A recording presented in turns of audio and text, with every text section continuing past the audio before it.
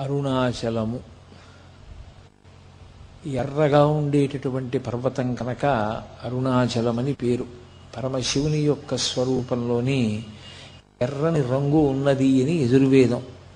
సౌయస్తామ్రౌ అరుణవుతవు మంగళ అని. అందుకని ఎర్రని వర్ణం ఉన్నటువంటి అరుణాచలేశ్వరుడు వెలిసినటువంటి క్షేత్రం కనుక అరుణాచలం. కాదు, రుణము అంటే అనుబంధము అని. కర్మ సంబంధంగా మనం చేసినటువంటి కర్మల వలన ఒక్కొక్క శరీరంలో ప్రవేశించి ఆ శరీరంలో అనేకమైన అనుబంధములను పెట్టుకుంటాడు. ఆ రుణ అంటే అలా అనుబంధములు, కర్మ సంబంధమైనటువంటి సంబంధములు పెట్టుకోవలసినటువంటి అవసరం లేకుండా జీవుడు జ్ఞానము వలన తాను పరబ్రహ్మమని తెలుసుకొని తత్వమసీ మహావాక్యమును ఇక్కడే అనుభవించి కైవల్య ప్రాప్తిని పొందడానికి అనువైనటువంటి స్థితిని అనుగ్రహించగలిగినటువంటి క్షేత్రమునకు అధిదేవత కనుక ఆయనకి అరుణాచలేశ్వరుడని పేరు. ఆ కొండకి అరుణాచలము అని పేరు. అరుణాచల క్షేత్రమునందు పరమశివుడు గౌతమ మహర్షికి ఆనతిచ్చిన మేర అక్కడ ప్రదక్షిణము అత్యంత ప్రధానము అని నిన్నటి రోజున మీతో మనవి చేసి ఉన్నాను. అలాగే అక్కడ జరిగేటటువంటి ఉత్సవాలలో దీపోత్సవము పేరిన్నికగన్న ఉత్సవము. అది భారతదేశం అంతటా కూడా అత్యంత ప్రఖ్యాతమైనటువంటి ఉత్సవంగా పరిగణింపబడుతుంది. అది కార్తీక మాసంలో వచ్చేటటువంటి పౌర్ణమి నాడు ఆ కృత్తికా దీపోత్సవము అంటారు. మనకి సాధారణంగా మనం పాటించేటువంటి నియమం ఏమిటంటే కృత్తికా నక్షత్రం ఉన్నప్పుడు దేవాలయాల్లో చేయాలి, కార్తీక పౌర్ణమి తిథి ఉన్నప్పుడు ఇంట్లో చేయాలి. పౌర్ణమి తిథిని ఇంట్లో కార్తీక పౌర్ణమిగా చేస్తాం. కృత్తికా నక్షత్రంతో చంద్రుడు కలిసిన రోజున కార్తీక పౌర్ణమిగా దేవాలయంలో చేయాలి. ఈ దీపానికి ఎనలేని ప్రాముఖ్యత ఉంది. సనాతన ధర్మం అంతా కూడా దీపం చుట్టూనే తిరుగుతుంది. పరమేశ్వరుణ్ణి దీపంతోనే పోలుస్తారు, ఆత్మని దీపంతోనే చెప్తారు. అందుకే ఆత్మజ్యోతి అంటారు. అలాగే పరమేశ్వరుడికి పరంజ్యోతి అని ఒక నామం. ఆ నామం మీరు చూడండి, అమ్మవారి పరంగా చెప్పండి, అయ్యవారి పరంగా చెప్పండి, ఏ సహస్రనామంలో చూసినప్పటికీ కూడా పరంజ్యోతి అన్న నామం తప్పకుండా ఉంటుంది. పరంజ్యోతి నపుంసక నామం. అది స్త్రీ సంబంధమైన నామము కాదు, పురుష సంబంధమైన నామము కాదు. పరమేశ్వరుడు స్త్రీ కాదు, పురుషుడు కాడు, నపుంసకుడు కాడు. ఆయన వెనుకనందియుతానగు విభుతలంతు అంటారు పోతన గారు. ఆయన వెనక ఉండి కాంతి బిందువుగా ప్రకాశిస్తూ ఉంటాడు. ఆయన కాంతి ఎందే ఈ ప్రపంచమంతా ప్రవర్తిస్తూ ఉంటుంది. కాబట్టి కాంతి స్వరూపుడైనటువంటి పరమేశ్వరుడు కనుక ఏ సహస్రనామంలోనైనా సరే పరంజ్యోతి అన్న నామం తప్పకుండా కనపడుతుంది. అసలు ఈశ్వరుని యొక్క వెలుతురు ముందు ఏ వెలుతురు పనికిరాదు అని వేదం యొక్క తీర్పు. అందుకే ఆయన మించినటువంటి జ్యోతి ఇంకొకటి లేదు అని. నత్ర సూర్యో భాతి చంద్రతారకం నేమా విద్యుతో భాతి కుతోయమగ్ని త్వమేవ భాంతమనుభాతి సర్వం తస్య భాసా సర్వమిదం విభాతి అని. ఆయన యొక్క వెలుతురు ఎక్కడ ప్రకాశిస్తూ ఉంటుందో అక్కడ సూర్యచంద్రులు నక్షత్రములు కూడా ఇక ప్రకాశించవు.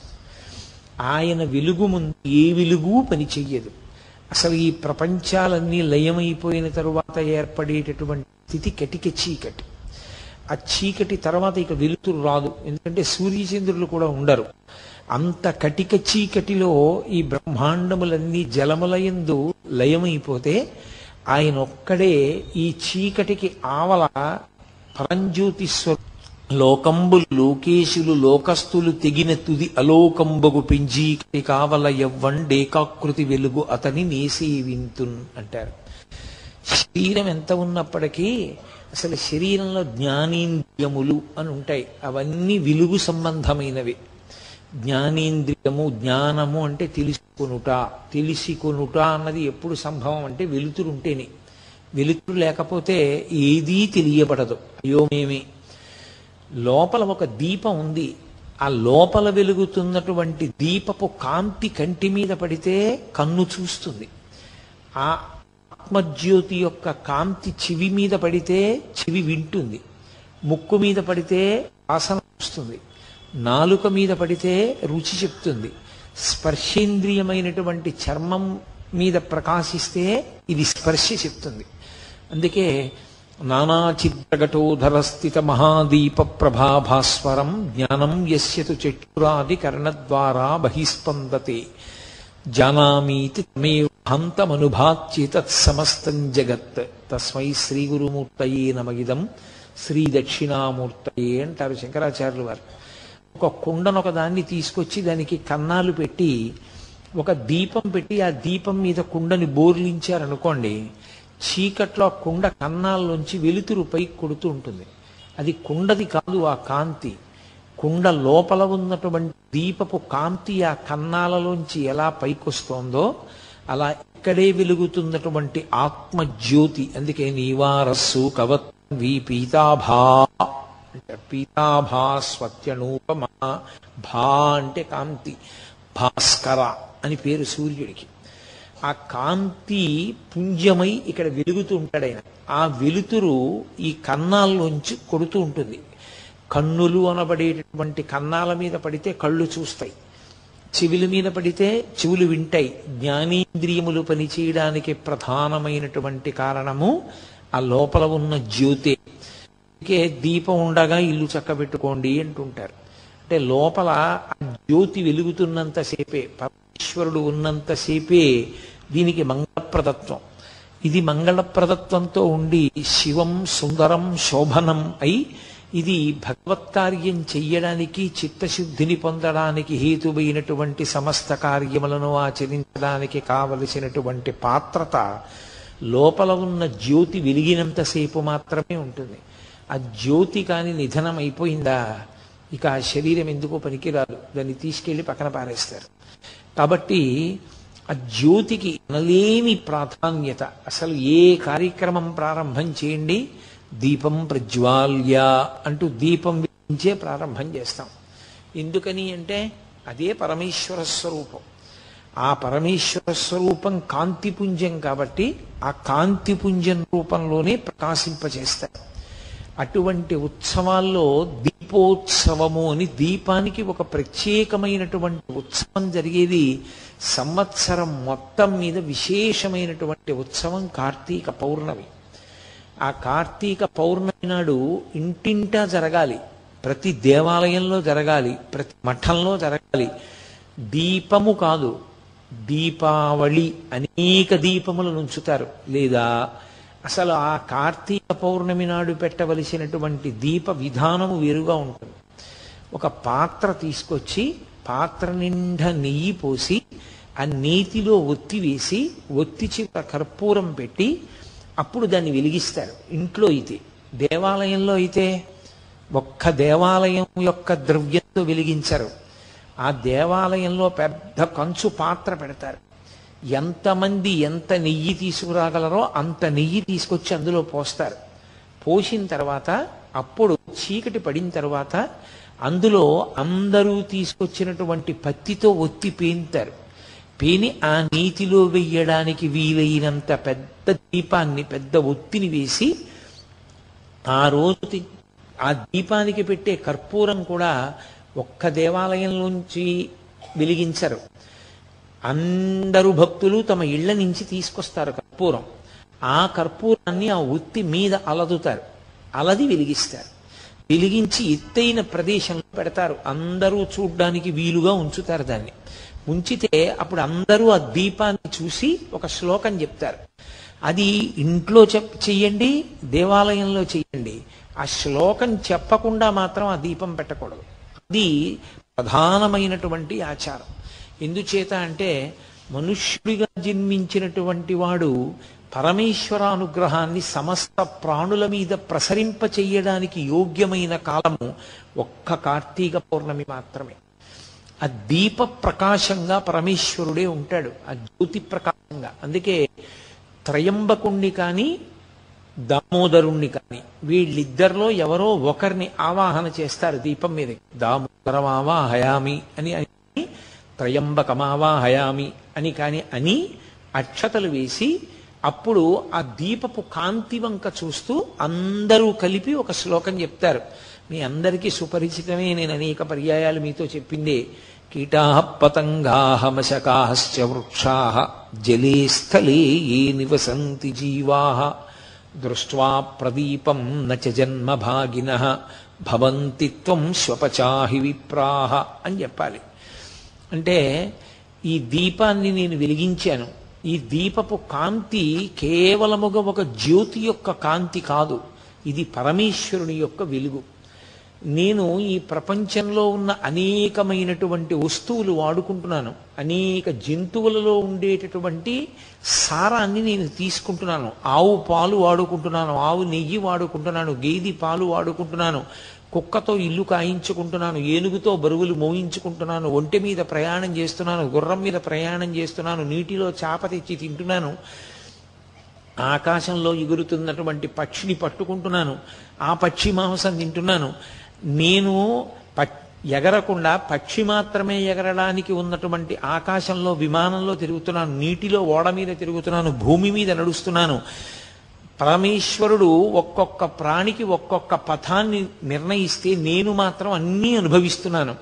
ఆ ప్రాణులన్నింటినీ ఉద్ధరించవలసినటువంటి కర్తవ్యం కూడా నా మీద ఉన్నది అనేటటువంటి బాధ్యతతో ఆ రోజున కర్తవ్యతానిష్టతో ఆ దీపాన్ని వెలిగించి చెప్తారు.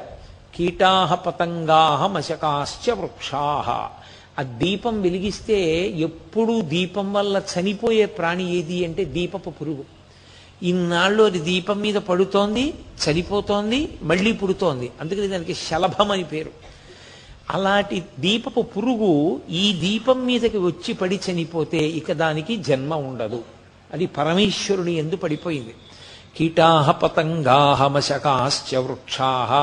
దోమలు, ఈగలు, కదలలేనటువంటి చెట్లు, ఈ కాంతి చెట్టు మీద పడితే చెట్టు యొక్క జీవుని పాపములు పోవాలి, లోపల జీవుడు ఉంటాడు, ఆ జీవుడి పాపములు నశించాలి. కాబట్టి మశకాశ్చ వృక్షాః జలే స్థలే ఏ నివసంతి జీవాః. నీటిలో ఉండేటటువంటి ప్రాణులు, భూమి మీద ఉండే ప్రాణులు, ఈ కాంతి పడడం వల్ల ఆయా ప్రాణులన్నీ కూడా ఈశ్వరానుగ్రహంగా తమ పాపములు పోగొట్టుకుని పరమేశ్వరుడికి దగ్గరవ్వాలి. భవంతి త్వం శ్వపచాహి విప్రాః.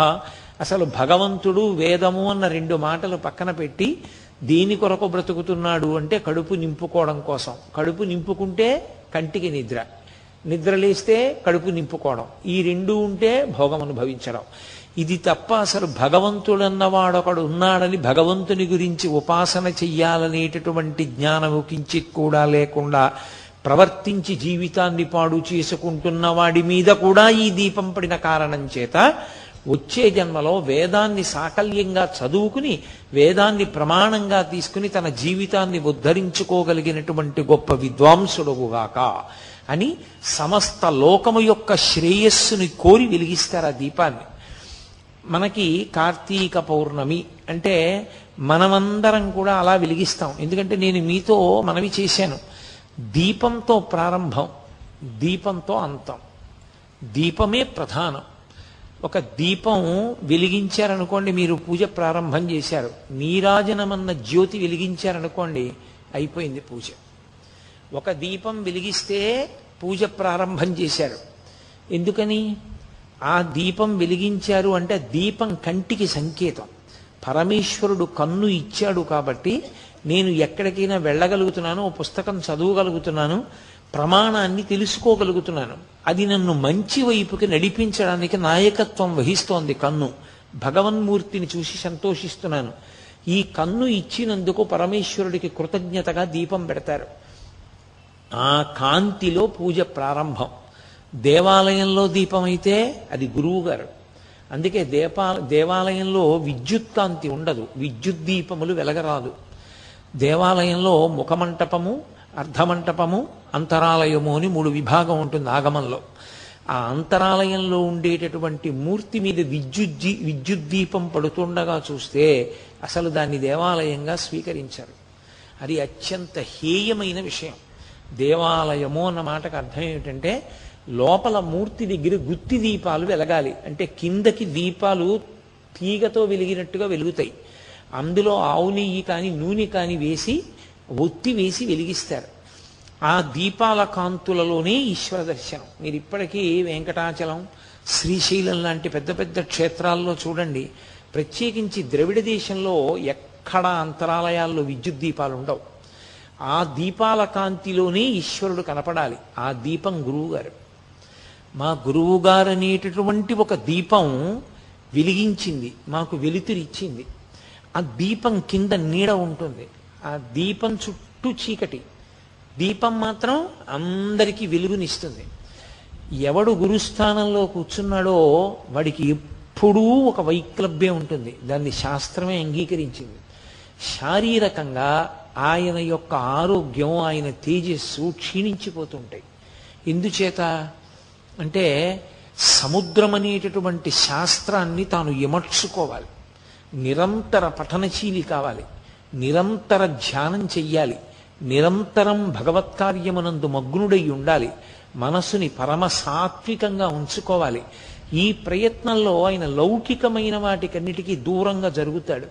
ఆ దూరంగా జరిగిన కారణం చేత చాలా త్వరగా ఆయన శరీరారోగ్యం శిథిలమైపోతుంది. అందుకే ఆ గురువు తన గురించి తాను పట్టించుకునే అవకాశం ఉండదు. శిష్యులు గురువుగారు శరీరం పడిపోకుండా ఉండకూడదని శిష్యులు చూస్తారు. అందుకే ఆ గురువు అనేటటువంటి దీపపు వెలుతురులో పరమేశ్వరుడు కనపడతాడు. ఈశ్వరానుగ్రహము చేత గురువు కాదు, గురువు లేనినాడు ఈశ్వరుడు కనపడడు. అందుకే ఆ గురువే ఆ దీపం. అంతరాలయంలో వెలుగుతున్నటువంటి దీపాన్ని చూసి ముందు మా గురువుగారు ఆయనే. ఆ అంతరాలయంలో ఈశ్వర సన్నిధానంలో దీపమై వెలుగుతున్నారు. అందుకే భాగవతంలో కృష్ణ పరమాత్మని మించిన గురువు లేడు. జగద్గురు అన్న గొప్ప మాట ఆయనకి అన్వయమైంది. అందుకే కృష్ణం వందే జగద్గురుం అంటాం. అటువంటి కృష్ణ పరమాత్మ కూడా పాఠం నేర్చుకున్నాడు. ఎవరి దగ్గర? ఆయన పేరు కూడా దీపమే. ఆ గురువు గారి పేరు సాందీపని. దీపింపచేయువాడు, ప్రకాశింపచేయువాడు. చీకట్లో ఉండిపోయిన వాడికి ఏది తెలుసుకోవాలో అది తెలుసుకునేటట్టు చెప్పి దాన్ని చూడగలిగిన ప్రజ్ఞ ఇవ్వగలిగినవాడు. అందుకని సాందీపని మహర్షి దగ్గర నేర్చుకున్నాడు. కృష్ణుడు తన గురువు గురించి మాట్లాడుతూ తివిరి అజ్ఞాన తిమిర ప్రదీపమగుచు అవ్యయంబగు బ్రహ్మంబుననుభవించి భరిత సత్వుండు అకళంక భక్తుడనఘ అంటాడు. ఆయన మహానుభావుడు సాందీపని మహర్షి ఎటువంటి వాడు అంటే అజ్ఞాన తిమిర ప్రదీపమగుచు.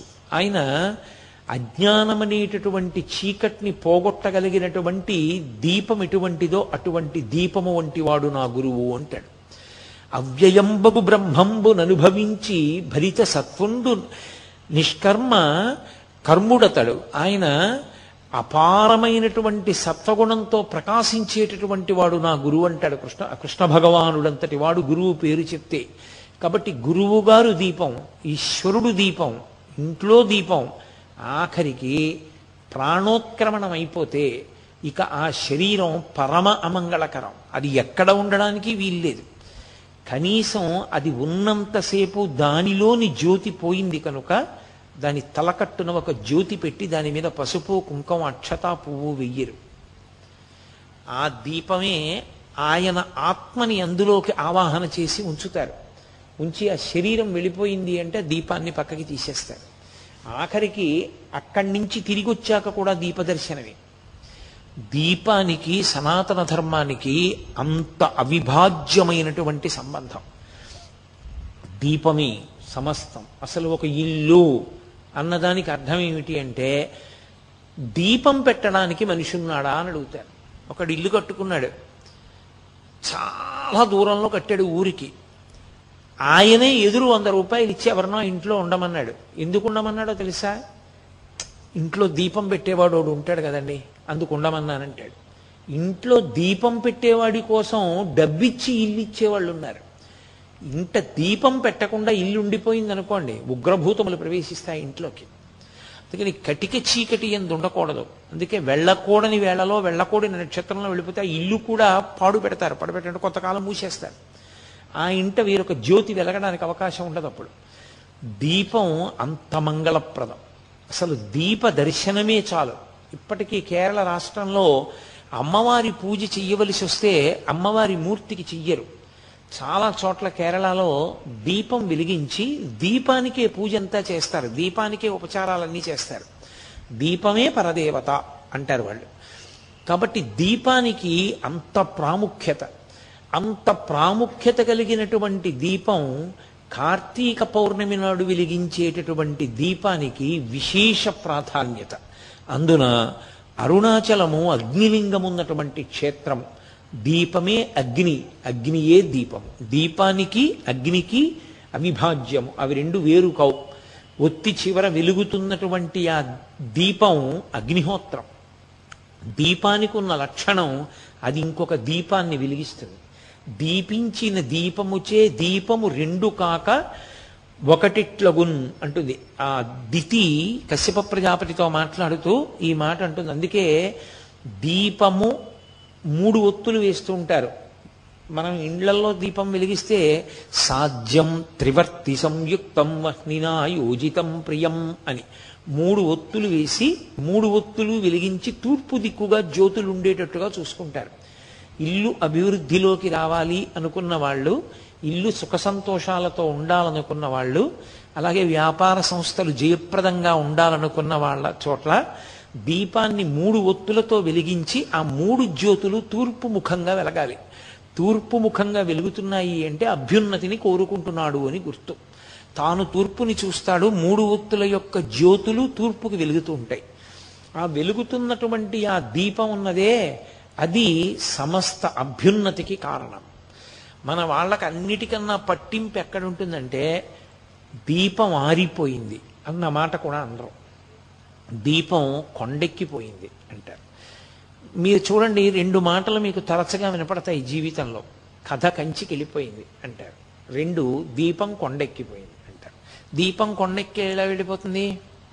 కథ కంచికి ఎలా వెళ్ళిపోతుంది అంటే, ఒరే నాన్న ఇన్ని జన్మలు ఎత్తావు, మళ్ళీ ఇప్పుడు ఇదిగో ఈ శరీరంలోకి వచ్చావు, మళ్ళీ ఇదో కథ, నీ జన్మ ఇప్పుడు ఇదో కథ. ఇన్ని కథలు శ్మశానానికి వెళ్ళాయి.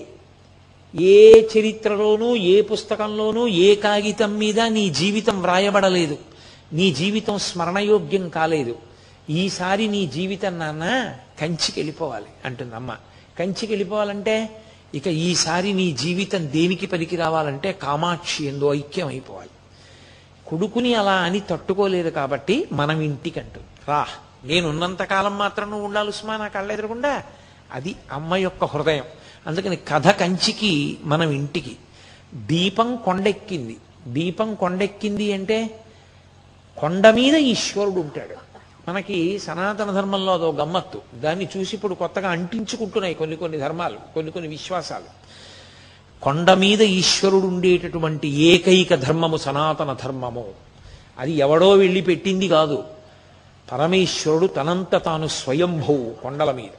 అందుకే శేషాచల పర్వతం మీద, సింహాచల పర్వతం మీద, శ్రీశైల పర్వతం మీద ఆయన కొండ మీద ఉంటుంటాడు. ఏమిటి ఆయనకి సరదా?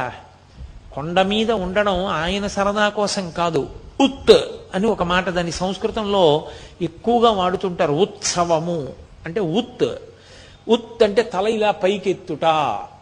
ఒక్క మనుష్యుడే భూమికి అడ్డంగా పుట్టి నిలువుగా పెరుగుతాడు. పైన ఉన్న కొండ మీద ఉన్న పరమేశ్వరుణ్ణి ఇలా తలెత్తి చూసి కొండ మీద ఉన్న ఈశ్వరుణ్ణి చేరడానికి నువ్వు పైకెక్కాలి.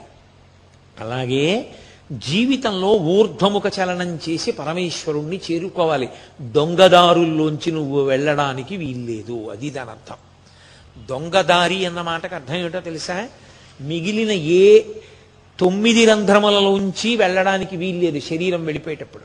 2 కళ్ళు, 2 ముక్కులు, 2 చెవులు, 6 నోరు, 7 మలద్వారం, 8 మూత్రద్వారము, 9 సరే అసంఖ్యాకములైనటువంటి స్వేదరంధ్రములు. వీటిలోంచి బయటికి వెళ్ళడానికి వీలు లేదు సుమా. ఒకే ఒక్క తలుపుంది, నిర్గమద్వారం, బ్రహ్మరంధ్రం. అందుకే ఇక్కడ శిఖ ఉంటుంది. ఆ బ్రహ్మరంధ్రం పగిలి అందులోంచి నిర్గమించాలి. అందులోంచి నిర్గమించాడు అంటే ఇక రాడు అని గుర్తు. ఇక శరీరాన్ని పుచ్చుకోడు. దొంగదారిలోంచి వెళ్ళవద్దు. దీపం కొండెక్కిపోయింది అంటే బ్రహ్మరంధ్ర భేదనం చేసుకుని నీలో ఉన్న జ్యోతి కూడా అలాగే కొండెక్కి ఈశ్వరుని ఎందుకు కలిసిపోవాలి. తప్ప దొంగదారిలో కిందకెళ్ళవద్దు, రాజమార్గంలో పైకి వెళ్ళు. అందుకే దేవాలయంలోకి వెడితే అంతరాలయానికి బయటికి వెళ్ళిపోయే ద్వారం ఉండకూడదు. ఆగమంలో మీరు చూడండి, అంతరాలయం ఉందనుకోండి, అంతరాలయానికి వెనక గోడకి తలుపు ఉండదు.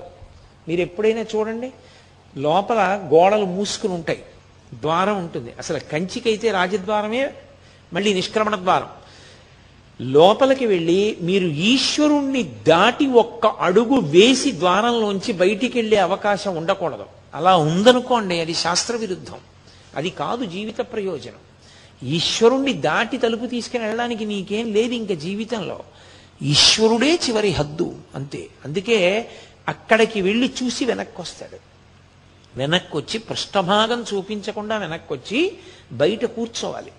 కూర్చుని ధ్యానం చెయ్యాలి. తనేం చూశాడో దాని వెందు మనసు మగ్నం చెయ్యాలి.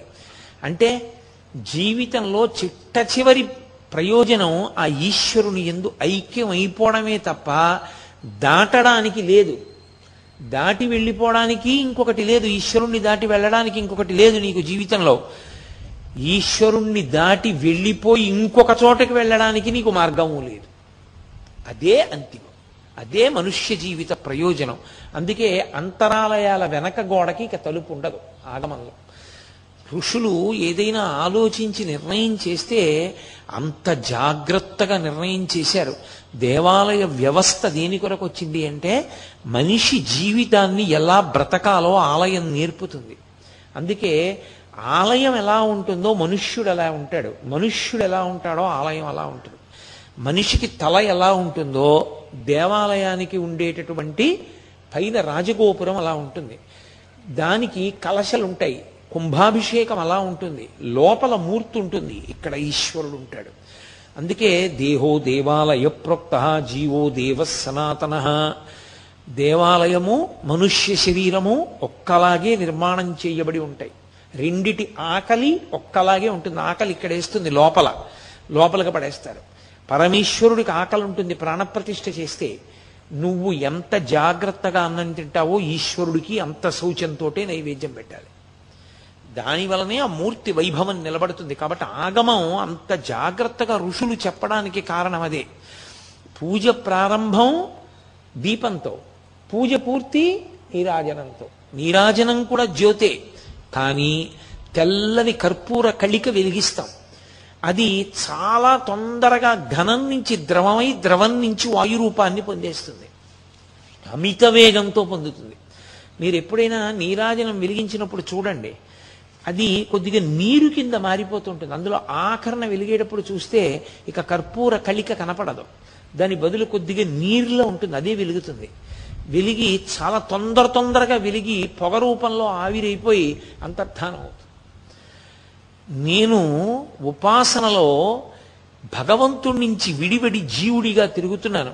నేను చాలా వేగంగా ఈ కర్పూర కళిక పరమేశ్వరుని యందు ఎలా ఘనము నుండి ద్రవము, ద్రవము నుండి వాయువు అయిపోయిందో అలా నేను ఈశ్వరానుగ్రహంతో ఈశ్వరుని యందు అలా తొందరగా కలిసిపోయే అవకాశం నాకు కలగాలి, అజ్ఞానము నాకు కలగాలి అని కోరుకోవడమే నీరాజనం. అందుకే దీపం వెలిగించినప్పుడు పూజ ప్రారంభం, నీరాజనం వెలిగిస్తే మంత్రం తిరగబడిపోతుంది.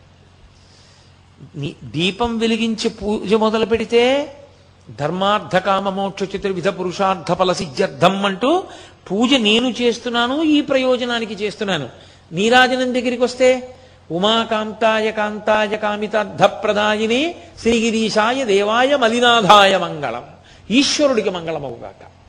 మరి అదేమిటి ఈశ్వరుడికి మంగళం అవ్వాలని చెప్పడం ఏమిటి? నీకు మంగళం అవ్వాలని చెప్తావా, ఈశ్వరుడికి మంగళం అవ్వాలని చెప్తావా? ప్రేమ పొంగి పొర్లిపోతే భక్తికి చిట్ట చివర నీ లోపల ఉన్న ప్రేమ జ్యోతి వెలిగిపోతే అది నీరాజన రూపంలో ఇచ్చి మంత్రాన్ని తిరగేసి పాడతారు నీరాజనాన్ని. అది మంగళహారతి.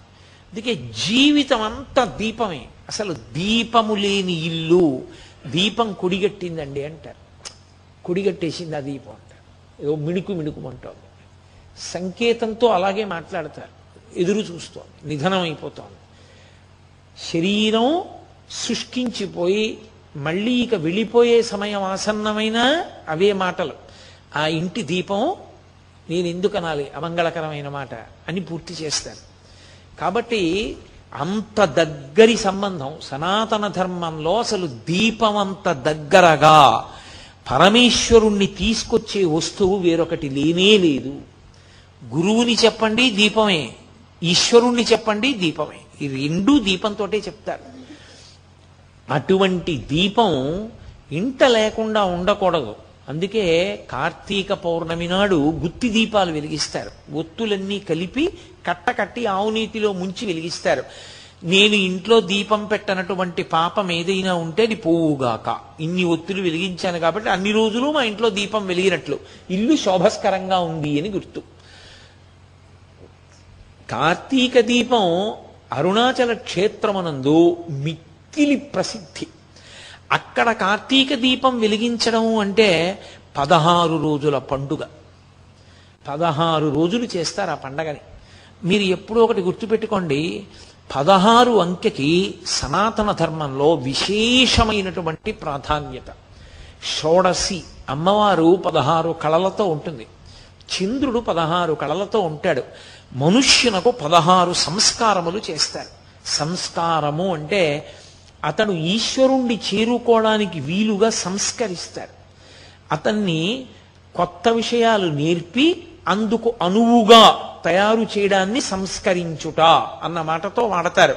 మీకు ఒక ఉదాహరణ చెప్పాలంటే, భగవంతుడికి ఒక కొబ్బరికాయ కావాలనుకోండి, ఒక కొబ్బరికాయ కొడదామని మీరు అనుకున్నారు. సంస్కరించుట అని ఒకటి ఉంటుంది. ముందు ఒక కొబ్బరి బొండాన్ని తీసుకొస్తారు, ఆ కొబ్బరి బొండాన్ని ఒలుస్తారు. ఆ తర్వాత చుట్టూ కొంత పీచు ఉంటుంది, ఆ పీచు కూడా తీసేస్తారు. శిఖ తీయకూడదు, శిఖ ఉండిపోతుంది. చక్క పీచంతా తీసి అక్కడ తీసుకొచ్చి పెడతారు. ఇప్పుడు కొబ్బరికాయ మీరు దేవాలయంలో కొట్టడానికి వీలైన రీతిని పొందింది. సంస్కరిస్తే బొండాన్ని కొబ్బరికాయ కొట్టడానికి యోగ్యమైంది, భగవంతుణ్ణి చేరడానికి యోగ్యమైంది. అలా మనిషి పుట్టుకతో అజ్ఞాని, మనిషి పుట్టుకతో భగవంతుణ్ణి చేరడానికి కావలసినటువంటి సాధన సంపత్తులను తనకు తానుగా తెచ్చుకున్నవాడు కాడు. గురువిస్తాడు, తల్లిస్తుంది, తండ్రి ఇస్తాడు, సమాజం ఇస్తుంది, వీళ్ళందరు ఇస్తారు. అందుకే సంస్కారములు అంటారు.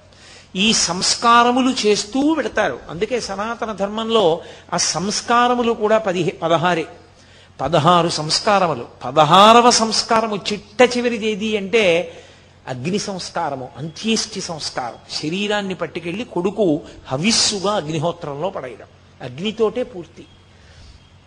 కాబట్టి అటువంటి ఆ 16 సంస్కారములు ఏవి ఉన్నాయో అవి 16 చంద్రుని యొక్క కళలు, షోడశ సంస్కారములు అంటారు. ఈ సంస్కారముల వలన మనిషి అర్హతని పొందుతూ ఉంటాడు. ఈ పని చేయడానికి అర్హత పొందుతాడు. బ్రహ్మచారి ఉపనయనం చేసుకున్నాడు, గాయత్రి చేయడానికి అర్హత పొందాడు.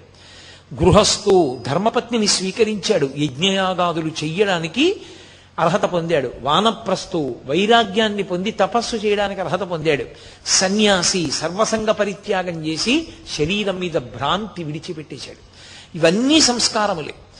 ఆశ్రమం మారడం కాదు, కానీ మనిషికి గృహస్థాశ్రమ స్వీకారం వరకు చిట్ట చివర అంత్యేష్టి వరకు 16 సంస్కారములు. ఈ 16 సంస్కారములు మనిషిని ఎలా తీర్చిదిద్దుతాయో అలా అక్కడ 16 రోజుల పండుగగా కార్తీక పౌర్ణమి కృత్తికా దీపోత్సవం చేస్తారు. ఈ 16 రోజుల పండుగలు మీరు అందుకే చూడండి, మనకి సనాతన ధర్మంలో ఏ పెద్ద క్రతువు జరిగినా మళ్ళీ 16 రోజుల పండగ ఉంటుంది. పెళ్లి జరిగిందనుకోండి, 16 రోజుల పండగ చేశారండి అంటారు. 16 రోజుల పండుగలో మొదటి 3 రోజులు దేవతలందరికీ తెలియచేస్తారు. దేవతలందరినీ ఆహ్వానం పలుకుతారు. వాళ్ళు సిద్ధపడాలి. ముందు దేవతలు సిద్ధంగా ఉండాలి ఆ ఉత్సవానికి. మనం చూడండి, ధ్వజారోహణము అని ఒక కార్యం చేస్తాం. బ్రహ్మోత్సవం చేసేటప్పుడు ధ్వజాన్ని పైకెత్తుతాం. ఆ ధ్వజాన్ని పైకెత్తితే దేవతలందరికీ ఆహ్వానం, ఉత్సవం జరుగుతోంది, వచ్చి మీరు ఉండండి, ఇంకా మీరు ఇతర పనులు పెట్టుకుని వెళ్ళిపోకండి అని చెప్తారు. ఎందుకంటే మీరు ఏదైనా ఒక పెద్ద క్రతువు చేస్తున్నారు అంటే ఆ క్రతువులో దేవతల్ని ముందు పిలవాలి, ముందు వాళ్ళని పిలిచి కూర్చోబెట్టాలి. అందుకే పూర్వం పెళ్లి 3 రోజులు చెయ్యండి అథవా అనడానికి కారణం అది. దేవతలు రానిది మీకు పండదు. దానికి 1000 మందిని పిలిచి భోజనాలు పెట్టక్కర్లేదు. పితృదేవతల్ని కూడా పిలవాలి. పితృదేవతల్ని కూడా పిలవడానికే దానికి ప్రత్యేకంగా పళ్ళాలు తీసుకొచ్చి మామిడి కొమ్మలతో కొట్టి మంత్రభాగం చేసి పితృదేవతల్ని పిలిచి ఆ ప్రాంగణంలో చెట్ల కొమ్మల మీద అక్కడ ఉండి ఆ క్రతువు చూసి ఆశీర్వచనం చేయమని అడుగుతారు. అలాగే దేవతలందరినీ పిలుస్తారు. దేవాలయ ఉత్సవమైనా అంతే, సమస్త దేవతల్ని ఆహ్వానం చేస్తారు. మీ అందరూ రండి అని పతాకాన్ని పైకెత్తుతారు. అసలు దేవాలయ వ్యవస్థలో గొప్పతనం ఎక్కడుందంటే ఈశ్వర ఉత్సవానికి సంబంధించినటువంటి మంగళవాద్యం తప్ప లౌకిక మంగళవాద్యము ఈశ్వరుడికి వినపడకూడదు. మీరు బాగా అర్థం చేసుకున్నారో లేదో నేను చెప్పిన మాట. ఒక దేవాలయ ప్రాంగణం ఉందనుకోండి, ఆ దేవాలయ ప్రాంగణం దగ్గర నుంచి ఒక పెళ్లి ఊరిరిగింపు వెళ్ళిపోతోంది. వెళ్ళిపోతున్నప్పుడు వాళ్ళు బాజాలతో భజంత్రీలతో వెడుతున్నారు. అందుకు ధ్వజస్తంభం పెడతారు. ధ్వజస్తంభం కనపడగానే ఆఫ్ చేసేయాలి, ఇక మోగించకూడదు. మీరు గృహప్రవేశానికి ఓ శివాలయం ముందు నుంచి వెడుతున్నారనుకోండి, శివాలయం ముందు కూడా మంగళవాద్యం చేస్తూ వెళ్ళకూడదు. శివాలయానికి అంత దూరంలో ఆఫ్ చేయాలి మంగళవాద్యం. మీరు నిశ్శబ్దంగా వచ్చి శివాలయం ముందు నిలబడి నమస్కారం చేసి శివాలయాన్ని దాటిన తర్వాత మళ్ళీ మంగళవాద్యం చెయ్యాలి. లేకపోతే మీరు ఈశ్వరుణ్ణి గౌరవించినట్టు కాదు, ఈశ్వరుణ్ణి అవమానించినట్టు. మంగళవాద్యం మీ సొంతంకి పెట్టుకున్న దేవాలయ ప్రాంగణమునందు మ్రోగరాదు. అందుకే పూర్వం అన్ని దేవాలయాలు కట్టేవారు కాదు, ఇబ్బంది ఆచారాన్ని పాటించడం అని. దేవాలయ ధ్వజం కనపడింది అంటే మహారాజులు కూడా దిగిపోయేవారు, రథాలు నడిచేవారు ఆ దేవాలయ ప్రాకారం దాటిపోయే వరకు.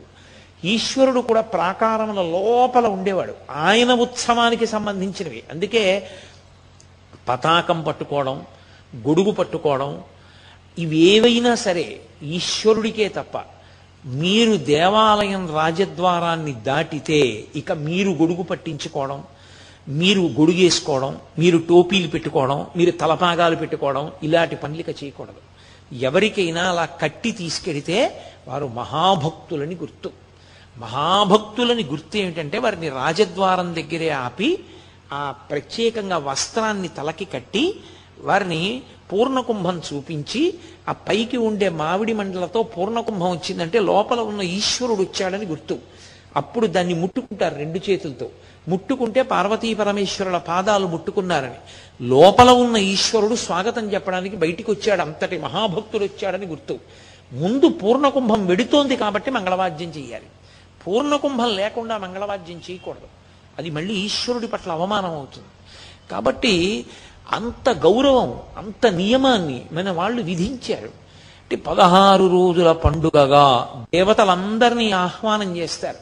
అలా ఆహ్వానం చేస్తే మొదటి 3 రోజులు దేవతలకి సిద్ధం చేస్తారు. అంటే పతాకాన్ని పైకెత్తి ఆ మంటపాలన్నిటినీ కూడా సిద్ధం చేసి ఆ మంటపాల్లోకి ముందు ప్రధానమైనటువంటి దైవం ఎవరో ఆయన వస్తారు. అరుణాచలంలో ప్రధాన దైవం అపితకుచాంబా సమేత అరుణాచలేశ్వరుడు, ఆయన వస్తారు. ఆయన పల్లకీలో వచ్చి అక్కడ సింహాసనం మీద కూర్చుంటారు. అలా ఎన్నాళ్ళు? 16 రోజులు ఉండాలి. అక్కడే ఉంటాయి ఉత్సవమూర్తులు. ఉత్సవమూర్తి అంటే ధ్రువమూర్తి పనుపుని తిరుగుతాడు చరమూర్తి. ఆయన్ని కూర్చోపెట్టి 3 రోజులు దేవతాహ్వానమే చేస్తారు. 10 రోజులు ఉత్సవము అన్న మాటకు అర్థం ఏమిటి? ఎందరో ఎదురు చూస్తుంటారు ఈశ్వరుణ్ణి చూడాలని. ఇంతమంది ఆలయంలోకి వెళ్ళి చూడగలిగారో చూడలేకపోయారో ఒకెత్తు, భక్తులు ఈశ్వరుణ్ణి చూడాలని ఎలా తాపత్రయపడతారో, అరే రేనా ఉత్సవం అని ఇంతమంది పిల్లలు వచ్చారు, ఇన్ని లక్షల మంది పిల్లలు వచ్చారు, వీళ్ళందరినీ నేను చూడొద్దు అని ఈశ్వరుడికి తాపత్రయం ఉంటుంది. తల్లికి తండ్రికి షష్ఠి పూర్తి జరుగుతోందండి. కొడుకులు వచ్చారు, కోడళ్ళు వచ్చారు, కూతుళ్ళు వచ్చారు, అల్లుళ్ళు వచ్చారు, వియ్యాలారు వచ్చారు, మనవలు వచ్చారు, ముని మనవలు వచ్చారు. వాళ్ళు తాతగారి దగ్గరికి వెడతారా? తాతగారు కూడా సంతోషంగా బాబా బయటకు వచ్చి, ఒరే నాన్న వచ్చావా, రండి రండి రండి రండి, ఒరే మీరు రాకపోతే ఎక్కడరా, శోభ ఎక్కడరా, మంచి పని చేశారా, వచ్చేసారని కౌగిలించుకుని ఇంటికి తీసుకెడతాడా రైల్వే స్టేషన్కి వచ్చి? ఎంత పెద్ద ఆయనైనా, ఎంత షష్ఠి పూర్తి జరుగుతున్నా ఆయన కూడా వీళ్ళ మీద ప్రేమ ప్రకటిస్తాడా, ప్రకటించడా? ఆ కుర్చీలో కూర్చొని తొడ మీద ఒక్కొక్క మనవడిని కూర్చోబెట్టుకుని మురిసిపోతాడా, మురిసిపోడా? మరి మురిసిపోయినట్టు పరమేశ్వరుడు మురిసిపోవద్దు. ఆయన ఒక్కడు బిగ తీసుకుని లోపల కూర్చుని మీ అందరూ ఉత్సవం క్యూలో రండి అంటాడు ఏంటి? ఆయన వస్తాడు బయటికి. అందుకే 10 రోజులు 10 వాహనముల మీద వస్తాడు. అందుకే తిరువణ్ణామలైలో అరుణాచలంలో ఈ కార్తీక జ్యోతికి 10 రోజులు 10 వాహనముల మీద వచ్చేటప్పుడు ఆయన ఒక రోజున వెండితో చేయబడినటువంటి నంది, అంటే తెల్లగా ఉంటుంది. నందీశ్వరుడు ఎంత తెల్లగా ఉంటాడో అంతటి తెల్లని నంది వాహనారూఢుడై పార్వతీ పరమేశ్వరులు ఆలయ ప్రాకారాన్ని చుడతారు, చుట్టి వస్తారు. దాన్ని ఊరిరిగింపు అంటారు. ఊరిరిగింపు అంటే ఊరంతటినే ఆయనకి చెప్తారు, అయ్యా ఇదిగోనండి బలానాయన బలానాయన బలానాయన కాకినాడ నుంచి కోటేశ్వరరావు అండి వాడు వచ్చాడు చూడడానికి అని చెప్తారు. చెప్తున్నారని గుర్తు. అందుకని అర్చకులు కూడా ఉంటారు దాని మీద. ఆయన ఒక్కడే బిక్కు బిక్కుమంటే వెళ్ళకూడదు, బ్రాహ్మణులు ఉంటారు అర్చకులు, వాళ్ళు చెప్పారనే గుర్తు. ఇప్పుడు పరమేశ్వరుడు సంతోషంగా వాళ్ళందరినీ చూస్తూ ఆ వాహనం మీద పెడతాడు. ఇప్పుడు ఆయన పరమ ప్రసన్నుడై మనని చూశాడు కాబట్టి మన జీవితానికో సార్థక్యత. ఆయన ఆంతరంగిక పరివారంలో మనం ఒకళ్ళం అయ్యాం. ఉత్సవంలో వెళ్ళినప్పుడు వాహనం మీద తిరుగులాడుతుండగా చూశాము అంటే ఆయన్ని మనం చూశాం కాదు, మనని ఆయన చూశాడు. దేవాలయంలోకి మనం వెడితే మనం ఆయన్ని దర్శనం చేయడానికి వెళ్ళాం, మన భక్తి వలన ఆయన మనని చూడాలి. ఉత్సవంలో వాహనం మీద బయటకు వస్తే ఆయన మనని చూడ్డానికే బయటకు వచ్చాడు. కాబట్టి 10 రోజులు వాహనం మీద ప్రత్యేకంగా ఒక్కొక్క రోజు ఒక్కొక్క వాహనం మీద ప్రాకారం అంతా ప్రదక్షిణం చేస్తాడు పరమేశ్వరుడు కూడా. ఇక కార్తీక పౌర్ణమి రోజున భక్తులందరూ తీసుకొచ్చి ఇచ్చినటువంటి ఆవునీతిని అంతటినీ కూడా ఒక పెద్ద కళాయిలో పోస్తారు. అందుకే ఒక్క అరుణాచల క్షేత్రంలో వెలిగించేటటువంటి దీపం ఒక్కొక్కసారి 4 రోజులు 5 రోజులు కూడా వెలుగుతుంది.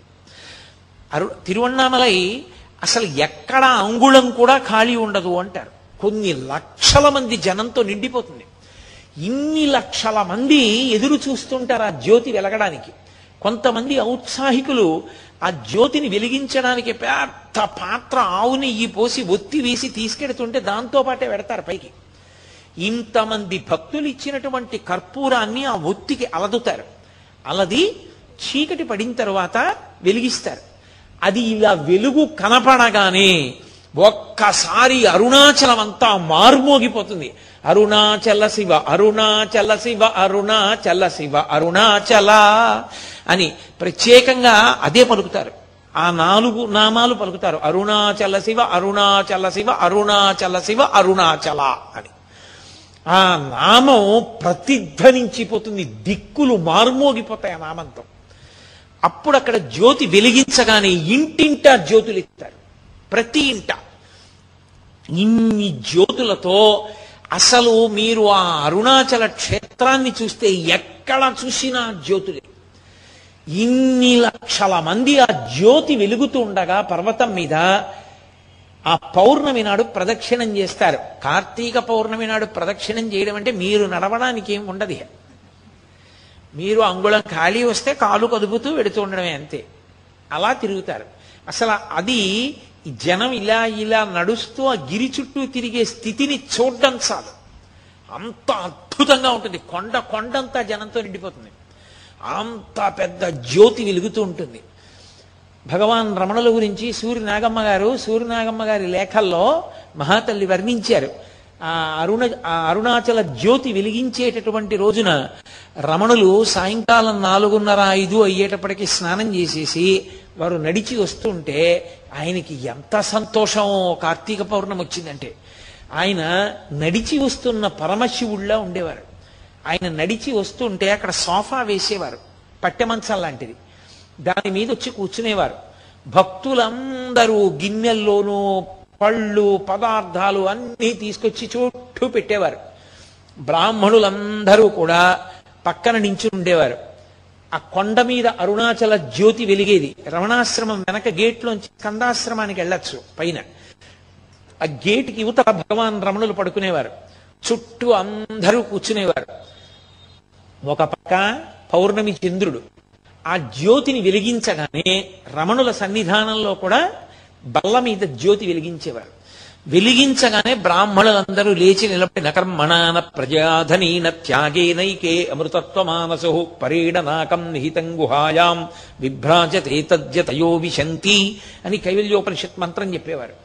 మంత్రం చెప్పిన తర్వాత అప్పుడు రమణులు తనలో తాను ధ్యాన పారవస్యంలో ఉండేవారు. సూర్యనాగమ్మ గారు రాసుకున్నారు, నా జన్మ సౌభాగ్యం పండింది. ఒక పక్క చూస్తే ఆకాశంలో పౌర్ణమి నాటి చంద్రబింబం, ఓ పక్కిలా తల తిప్పితే కొండ మీద వెలుగుతున్నటువంటి జ్యోతి, ఒక పక్కిలా తల తిప్పితే ఆ జ్యోతి కాంతి ముఖం మీద పడుతుండగా పరవశించిపోతున్న అపరపరమేశ్వరుడు భగవాన్ రమణులు ఏకకాలంలో మూడిటిని దర్శనం చేసి నా జన్మ ధన్యమైందని రాసుకున్నారు ఆవిడ. కాబట్టి రమణులు కూడా అంత పొంగిపోయేవారు. అన్ని గిన్నెల్లో పదార్థాన్ని నైవేద్యం పెట్టి అందరూ ప్రసాదంగా తీసుకుని గిరి ప్రదక్షిణానికి బయలుదేరిపోయేవారు.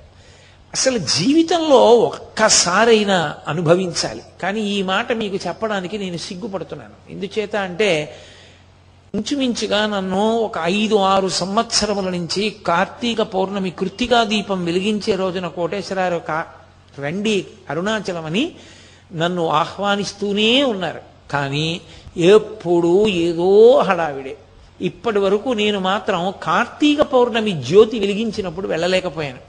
ఈ సంవత్సరం అరుణాచల వైభవం చెప్పిన ఫలితాన్ని అడ్డుపెట్టి పరమేశ్వరుడు వచ్చే సంవత్సరం నేను వెళ్ళడానికి నాకు అవకాశం ఇస్తాడనుకుంటున్నాను. కాబట్టి ఆ కృత్తికా దీపోత్సవం అంత గొప్ప దీపోత్సవం, అది చూసి తీరాలి.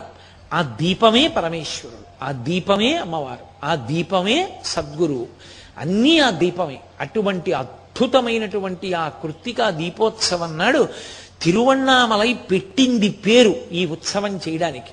అంత అద్భుతంగా జరిగి 3, 4, 5 రోజులు ఆ జ్యోతి అలా వెలుగుతూనే ఉంటుంది, అలా చూస్తూనే ఉంటారు. ద్రవిడ దేశ సంప్రదాయంలో కృత్తికా దీపోత్సవానికి ముందు భరణి దీపాలని పెడతారు ఇంట్లో. అశ్వని, భరణి, కృత్తిక అని కదా, భరణి దీపము అని పెడతారు. అంటే 5 దీపాలు వెలిగిస్తారు ముందు రోజు.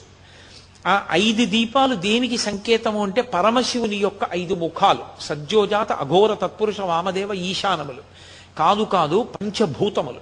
పరమేశ్వరుడు ఈ సమస్త బ్రహ్మాండాన్ని దేనితో నిర్మాణం చేశాడంటే పంచభూతములే. బయట పంచభూతములే, పిండాండమునందు పంచభూతములే. పృథివీ, ఆపస్, తేజో, వాయు, ఆకాశములు.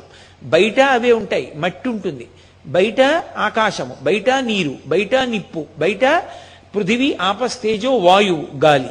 ఇక్కడ పృథివీ, నీరు, గాలి, అగ్ని, వాయువు అవే ఉంటాయి. ఈ 5 ఒకదాంతో ఒకటి సమన్వయమైనంత కాలం బ్రతికున్నాడని గుర్తు.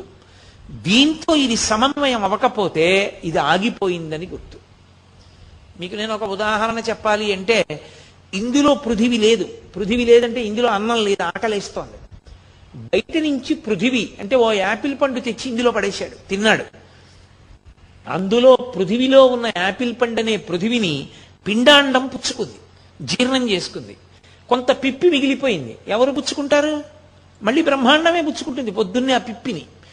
మళ్ళీ దీనికి దాహం వేసింది, బ్రహ్మాండంలో నీళ్లు పట్టుకొచ్చి పిండాండంలో పోస్తాడు.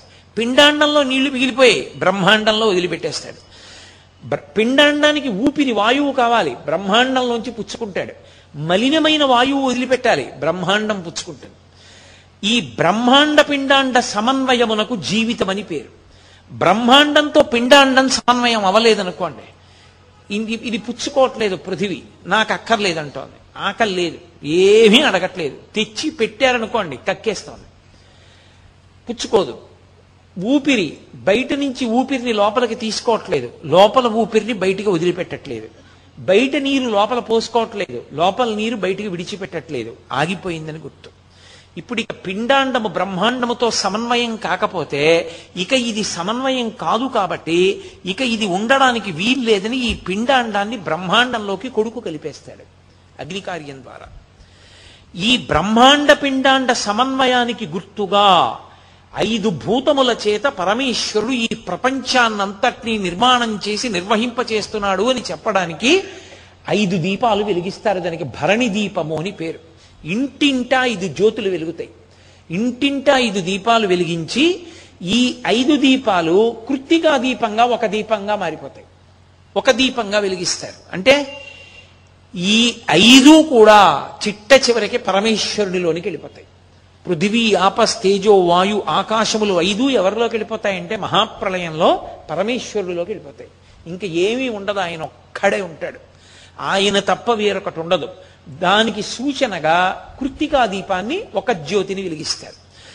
ఇలా భరణి దీపము, కృత్తికా దీపము అని 2 దీపాలుగా ఇళ్లల్లో వెలిగిస్తారు. దేవాలయంలో మాత్రం కృత్తికా దీపోత్సవము అన్న పేరుతో ఒక్క దీపాన్ని కొండ మీదకి తీసుకెళ్లి వెలిగిస్తారు. ఇంత అద్భుతమైనటువంటి కృత్తికా దీపోత్సవం సంవత్సరంలో జరిగి ఎంతమందో ప్రపంచవ్యాప్తంగా ఎన్ని దేశాల నుండో వచ్చి అసలు ఆ జ్యోతి దర్శనం చేసుకుని పొంగిపోయేది ఒక్క తిరువన్నామలైనది. కొంతమంది అయితే జ్యోతి వెలిగించడానికి పట్టుకెళ్లేటటువంటి పాత్రతో పాటే కొండెక్కుతారు. ఎక్కి అక్కడ బ్రాహ్మణులు మంత్రభాగం చేసి అది వెలిగించినప్పుడు దగ్గర నుంచి చూసి ధన్యులై కిందకి దిగొచ్చి గిరి ప్రదక్షిణం చేస్తారు. అంత అద్భుతమైన ఉత్సవం. జ్యోతి అన్న మాటకి అరుణాచలం పర్యాయ పదమైతే జ్యోతి అన్న మాటకి తగిన వారందరి అలా పిలిపింపబడినటువంటి శ్రీ విద్యా సంప్రదాయం బాగా తెలుసున్నటువంటి కుటుంబాలకి కామకోటి కుటుంబం అని పేరు. అందులో ఒక పెద్ద ఆయన బాగా శ్రీ విద్యా సంప్రదాయము రామాయణ భారత భాగవతాది ఇతిహాసములతో ప్రవేశమున్నవారు, గొప్ప ఆచారకాండలో ప్రవేశమున్నవారు, చాలా చక్కగా ఆచార సంప్రదాయాల్ని పాటించేటటువంటి భక్తి తత్పరులు, వారికి కామకోటి శాస్త్రి గారని పేరు. ఆయన ఆ పరంపరలోని వారు. ఆ కామకోటి శాస్త్రి గారికి ఒక తమ్ముడు, ఆయన పేరు చిదంబర శాస్త్రి. ఈ కామకోటి శాస్త్రి గారు పరమ భగవద్భక్తితో కాంచీపురంలో జీవితం గడుపుతున్నారు. ఆయనకి ఒక కూతురు, ఆ కూతురు పేరు శేషమ్మ. ఆయనకి కూతురు ఉన్నా ఆయన తన తమ్ముడైన చిదంబర శాస్త్రి యొక్క కుమార్తె ఆమెని ప్రత్యేకంగా తన కుమార్తెగా ఆయన స్వీకరించారు. స్వీకరించి మరకతమ్మ అని పేరు ఆవిడికి. ఆ మరకతమ్మ గారిని ఆవిడ సాముద్రికం చూసి ఈమె చాలా గొప్పదవుతుంది అని దత్తత చేసుకున్నారు. తనకి కూతురు ఉన్నా కూడా తమ్ముడు కూతురుని. ఈ మరకతమ్మ గారికి 12వ సంవత్సరం వచ్చేటప్పటికి విశేషమైనటువంటి సంగీత ప్రావీణ్యం వచ్చింది. ఆవిడ తండ్రి గారు కీర్తనలు రాసేవారు. తండ్రి గారు రాసిన కీర్తనల్లో ప్రత్యేకించి కామకోటి శాస్త్రి గారు రాసిన కీర్తనల్లో అంబే శివే అన్న కీర్తన ఆవిడికి ఎంతో ప్రీతి. ఆవిడ ఎప్పుడు సంగీతం పాడుతూ ఉండేవారు.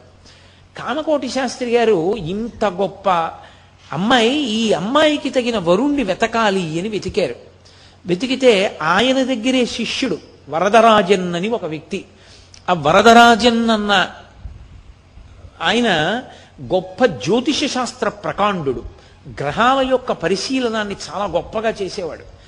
ఆయనకిచ్చి మరకతమ్మని వివాహం చేశారు. దంపతులిద్దరూ ఆదర్శ దాంపత్యం, ఎంతో సంతోషంగా ఉన్నారు. వరదరాజన్ మరకతమ్మ గార్ల దాంపత్యంలో గొప్పతనం కింద ఏం చెప్తారో తెలుసా? పెళ్ళైన దగ్గర నుంచి వరదరాజన్ గారు తను నిద్ర లేచేటప్పటికి తన భార్య నిద్రపోతూ ఉండగా కానీ, తను లేచి ఉండగా తన భార్య నిద్రపోవడం కానీ ఆయన ఎప్పుడూ చూడలేదట. అసలు వరదరాజన్ గారి జీవితం మొత్తంలో తన భార్య మరకతమ్మ నిద్రపోతూ ఉండగా ఆయన చూడలేదు. అంటే ఆయన నిద్ర లేవక ముందు ఆవిడ నిద్ర లేచేవారు. ఆయనకి కావలసిన ఏర్పాట్లన్నీ చేసేవారు. ఆయన నిద్రపోతున్నప్పుడు కాళ్ళొత్తి ఆయన నిద్రపోయిన తరువాత ఆవిడ నిద్రపోయేవారు. ఆవిడ ఇంటికొచ్చిన అతిథుల్ని అంత సత్కరించేవారు. అందుకని మధ్యాహ్న నిద్ర కూడా లేదు ఆవిడికి. యజమాని భర్త తెలివిగా ఉండగా ఆమె నిద్రపోయిన సందర్భం భర్తకే తెలియదు. అంతటి మహాపతివ్రత, అంతగా భర్తని అనుగమించింది ఆవిడ. చాలా సంవత్సరాలు అయిపోయింది, సంతానం మాత్రం కలగలేదు. ఏమిటి సంతానం కలగలేదు వీళ్ళకని వీళ్ళకన్నా కూడా ఎక్కువ బెంగ పెట్టుకున్నవారు కామకోటి శాస్త్రి గారు. ఈ పిల్లని దత్తత చేసుకున్నాను, ఈ పిల్ల యొక్క గుణగణాలని చూసి ఇంత మంచి పిల్ల అని ఈ పిల్లని వరదరాజన్కి ఇచ్చి వివాహం చేశాను, కానీ ఈ పిల్లకి సంతానం కలగలేదని బెంగ పెట్టుకుని ఆయన కామాక్షి పరదేవతని ప్రార్థన చేశారు. ప్రార్థన చేసి, అమ్మా నాకు తెలుసున్న జ్యోతిష్యంలో గ్రహాల కదలికలు చూసి వీరిద్దరూ ఒకరికొకరు తగిన వారిని వివాహం చేశాను, సంతానం కలగట్లేదు. సంతానం కలగనప్పుడు ఆ గృహస్థాశ్రమం విఫలమైపోట్లా, అమ్మ సంతానాన్ని కటాక్షించమ్మా వీళ్ళకి అని ప్రార్థన చేస్తే ఆయనకి అమ్మవారు ఆయనకి స్వప్న దర్శనమిచ్చి, స్వప్నంలో కనపడి, ఓ కామశాస్త్రి, నీ కుమార్తెకు ఆవు పాలలోంచి చల్ల చేసి పైకి తీసినటువంటి వెన్న నాకు పూజ చేసి నైవేద్యం పెట్టి ఆ వెన్న ఆమెకిచ్చి తినిపించు, జ్ఞానకళ ఆమె కడుపున పుడుతుంది. వెంటనే మరునాడు ఆయన ఆవు పాలు తోడు పెట్టినటువంటి పెరుగు చిలికితే వచ్చినటువంటి వెన్న తీసి కామాక్షి పరదేవతకి నైవేద్యం పెట్టారు. పెట్టి అమ్మని ప్రార్థన చేసి ఆ వెన్న తీసుకెళ్లి మరకతమ్మ గారికి ఇచ్చారు. ఆ వెన్న తిన్న మరకతమ్మ గారు గర్భాన్ని ధరించింది. పరమేశ్వరానుగ్రహం కలిగితే ఎంతసేపండి ఏదైనా, నమ్మిన వాడికి నమ్మినంత. కాబట్టి ఆమె గర్భం ధరించారు. ఆమె గర్భంలో హస్తా నక్షత్రంలో శనివారం నాడు ఒక మహాపురుషుడు ఒక ఆయన జన్మించాడు. ఆ పిల్లవాడు పుట్టినప్పుడే చూస్తే ఏదో చిన్న సూర్యబింబమా అన్నట్లు వెలిగిపోతున్నాడు. చూశాడు తాతగారు కామకోటి శాస్త్రి గారు, ఇంత గొప్ప పిల్లవాడు కామాక్షి పరదేవతానుగ్రహంతో పుట్టాడు, జ్ఞానకళ పుట్టబోతోంది అంది అమ్మవారు, వీడు ఎంతటి మహాజ్ఞాని కావాలో అనుకున్నాడు. అనుకుని శనివారం నాడు పుట్టాడు కనుక వెంకటేశ్వర స్వామి వారి యొక్క ప్రసాదంగా భావన చేసి ఆ పిల్లవానికి తన పూర్వీకుల యొక్క పేరుని గుర్తుంచుకుని శేషాద్రి అని నామకరణం చేశారు. ఆ పిల్లవాడు పెరిగి పెద్దవాడు అవుతున్నాడు. ఆయన ఎప్పుడూ తనలో తాను ఏదో చింతన చేస్తున్నట్లుగా ఉండేవాడు ఆ పిల్లాడు. ఒక రోజున ఆ తల్లిగారు మరకతమ్మ గారు రోజు కామాక్షి పరదేవత దర్శనానికి వెళ్ళేది. ఈ పిల్లవాడిని ఎత్తుకుని ఆవిడ వెడుతోంది. ఆ కామాక్షి దర్శనానికి వెడుతుంటే ఆ రహదారికి రెండు వైపుల అంగళ్లలో బొమ్మలు అమ్ముతున్నారు. ఈ పిల్లవాడు అమ్మ చంకలోంచి కిందకి దిగి మెల్లిగా పరిగెత్తుకుంటూ వెళ్ళి అప్పుడే కొట్టు తెరిచాడు ఒక వ్యక్తి. నవనీత కృష్ణుడు అంటారు. నవనీత కృష్ణుడు అంటే వెన్న తింటున్న కృష్ణుడు. అది ప్రత్యేకంగా మీరు ఎప్పుడైనా చూడగలిగితే చూడండి, అది చాలా గొప్పగా ఉంటుంది. గురువాయూరులో కృష్ణ భగవానుని యొక్క మూల విరాట్ ఉన్న చోట కుడివైపు మీకు ప్రత్యేకంగా అది అనుమతిస్తేనే చూడగలరు, లేకపోతే కుదరదు. గోడ మీద ఉంటాడు, తామర పువ్వులో కూర్చుని వెన్న తింటుంటాడు. నవనీత కృష్ణ అంటారు. ఆ దర్శనం చాలా గొప్పది.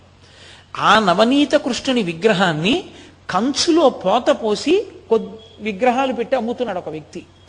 ఈ పిల్లవాడు ఈ జనంలో తప్పించుకుని పరుగు పరుగున వెళ్ళి ఆ కొట్టు అప్పుడే తెరిచి బొమ్మలు పేరుస్తున్న వ్యక్తి యొక్క చెయ్యి పట్టుకుని అన్నాడు, నాకు ఆ కృష్ణ పరమాత్మ విగ్రహం ఇవ్వవా, పూజ చేసుకుంటాను అన్నాడు. ఆ కొట్టు అతనికి చాలా ముచ్చటేసింది. ఏమిట్రా ఇంత చిన్న పిల్లాడు విగ్రహం ఇవ్వా, నేను పూజ చేసుకుంటానంటాడేమిటి? వెంటనే తీసి ఆ విగ్రహం ఆయన చేతిలో పెట్టాడు. ఆ పిల్లవాడు విగ్రహం పట్టుకుని తల్లి దగ్గరికి పరిగెత్తుకొచ్చాడు. తల్లి వెతుక్కుంటోంది ఏడి పిల్లవాడని. అమ్మా అమ్మా నేను స్వామిని తెచ్చుకున్నానమ్మా, పూజ చేసుకుంటానన్నాడు. అయ్యో ఎక్కడ తెచ్చావరా, తప్పు, అలా డబ్బులు ఇవ్వకుండా తేకూడదని తల్లి గబగబా అంగడి దగ్గరికి వెళ్ళి, ఏవో పిల్లవాడు తెలియక అడిగాడు, ఆయన డబ్బులు ఇస్తానది. ఆయన అన్నాడు, ఆ పిల్లవాడు వచ్చి అడిగిన ఆర్తి చూస్తే ముచ్చటేసిందమ్మా, స్వామిని ఇవ్వవా, పూజ చేసుకుంటా అన్నాడు. వద్దులే అమ్మా డబ్బులు, ఇంకా నాకు బోణి అవ్వలేదు, అయినా పిల్లవాడిని చూస్తే నాకు ఎందుకో ఇవ్వాలనిపించింది, తీసుకెళ్ళమ్మా అన్నాడు. ఆ నవనీత కృష్ణుడిని పట్టుకుని కామాక్షి అమ్మవారి దర్శనం చేశారు, వెనక్కి వెళ్ళిపోయారు. ఇంటికి వెళ్ళిపోయారు. మర్నాడు పిల్లాడిని ఎత్తుకుని మళ్ళీ బయలుదేరింది మరకతమ్మ గారు. ఆవిడ రోజు కామాక్షి పరదేవత దర్శనం చేసేది. గుడిలోకి వెడుతోంది. ఈ అంగళ్ళలో ముందు రోజు ఆ కంచు విగ్రహాన్ని అమ్మినటువంటి వ్యక్తి పరుగు పరుగున వచ్చాడు. బంగారు చేతుల శేషాద్రి, బంగారు చేతుల శేషాద్రి అని అరుస్తూ వచ్చాడు. హస్త నక్షత్రం లోకాన్ని పరిపాలించగలదు అని. హస్త అంత గొప్ప నక్షత్రం కాబట్టి పరుగు పరుగున వచ్చి బంగారు చేతుల శేషాద్రి అని పిల్లవాడి రెండు చేతులు పట్టుకుని తల మీద పెట్టుకుని ఆ పిల్లవాడి కాళ్ళ మీద పడిపోయాడు. తల్లిగారు తెల్లబోయారు, ఏమైందయా, ఎందుకు అలా పిల్లాడి కాళ్ళ మీద పడిపోతున్నావు, చేతులు పట్టుకుంటున్నావు, బంగారు చేతులు అంటావు, ఏమిటి అల్లరంది అంటే ఆయన అన్నాడు, అమ్మా ఇన్నాళ్ళ నుంచి ఇక్కడ ఇవి అమ్ముతున్నాను, ఎంత పెద్ద తిరణాళ్ళు జరిగినా 100 విగ్రహాలు అమ్మిన రోజు లేదు. కొట్టు తెరవగానే ఈ పిల్లవాడు వచ్చి నాకొక్క స్వామిని ఇవ్వవా, పూజ చేసుకుంటానన్నాడు. అమ్మా నువ్వు చెప్తే నమ్మవు, నిన్నను ఒక్కరోజే 1000 విగ్రహాలు అమ్మానమ్మా, ఈ పిల్లవాడు చేత్తో ముట్టుకుంటే అన్నాడు. ఒక్కరోజు 1000 విగ్రహాలు. అప్పటి నుంచి ఆ పిల్లవాడిని బంగారు చేతుల శేషాద్రి అని పిలుస్తూ ఉండేవారు. ఆయన అన్నం కూడా తినేవారు కాదు, వెళ్ళి కూర్చుని ఎప్పుడూ తనలో తానే రమిస్తూ ఉండేవారు. 10వ ఏట తండ్రి ఉపనయనం చేశారు. శాస్త్ర ప్రవేశం చేసి చక్కగా శాస్త్రాలు, రామాయణ భారత భాగవతాలు అన్నీ చదువుకున్నారు. కానీ తండ్రి గారు అకస్మాత్తుగా శరీరాన్ని విడిచిపెట్టేశాడు. ఎప్పుడైతే వరదరాజన్ శరీరాన్ని విడిచిపెట్టేశాడో నిర్ఘాంతపోయింది ఆ తల్లి మరకతమ్మ గారు. ఆ పిల్లవాడిని తీసుకుని చాలా కాలం ఆమె తండ్రి గారైన కామకోటి శాస్త్రి గారే పోషణ చేశారు. ఒకానొకప్పుడు ఆయన రామాయణం మీద ఉపన్యాసాలు చెప్పడానికి వెళ్ళవలసి ఉండి తన శరీరం అనుమతించక అనారోగ్యంతో ఉండి పిల్లవాడిని పిలిచి శేషాద్రిని వెళ్ళి ప్రసంగాలు చేయమన్నారు. అద్భుతమైన ప్రసంగాలు చేసి తిరిగి వచ్చాడు ఆ పిల్లాడు. తల్లిగారు కూడా వెళ్ళారు. కాలక్రమంలో కామకోటి శాస్త్రి గారు నేను పెద్దవాడిని అయిపోయానని ఉపనిషత్ బ్రహ్మేంద్ర స్వామి వారి దగ్గర సన్యాసాశ్రమ స్వీకారం చేసి తదనంతర కాలమునందు శరీరం వదిలిపెట్టేశారు.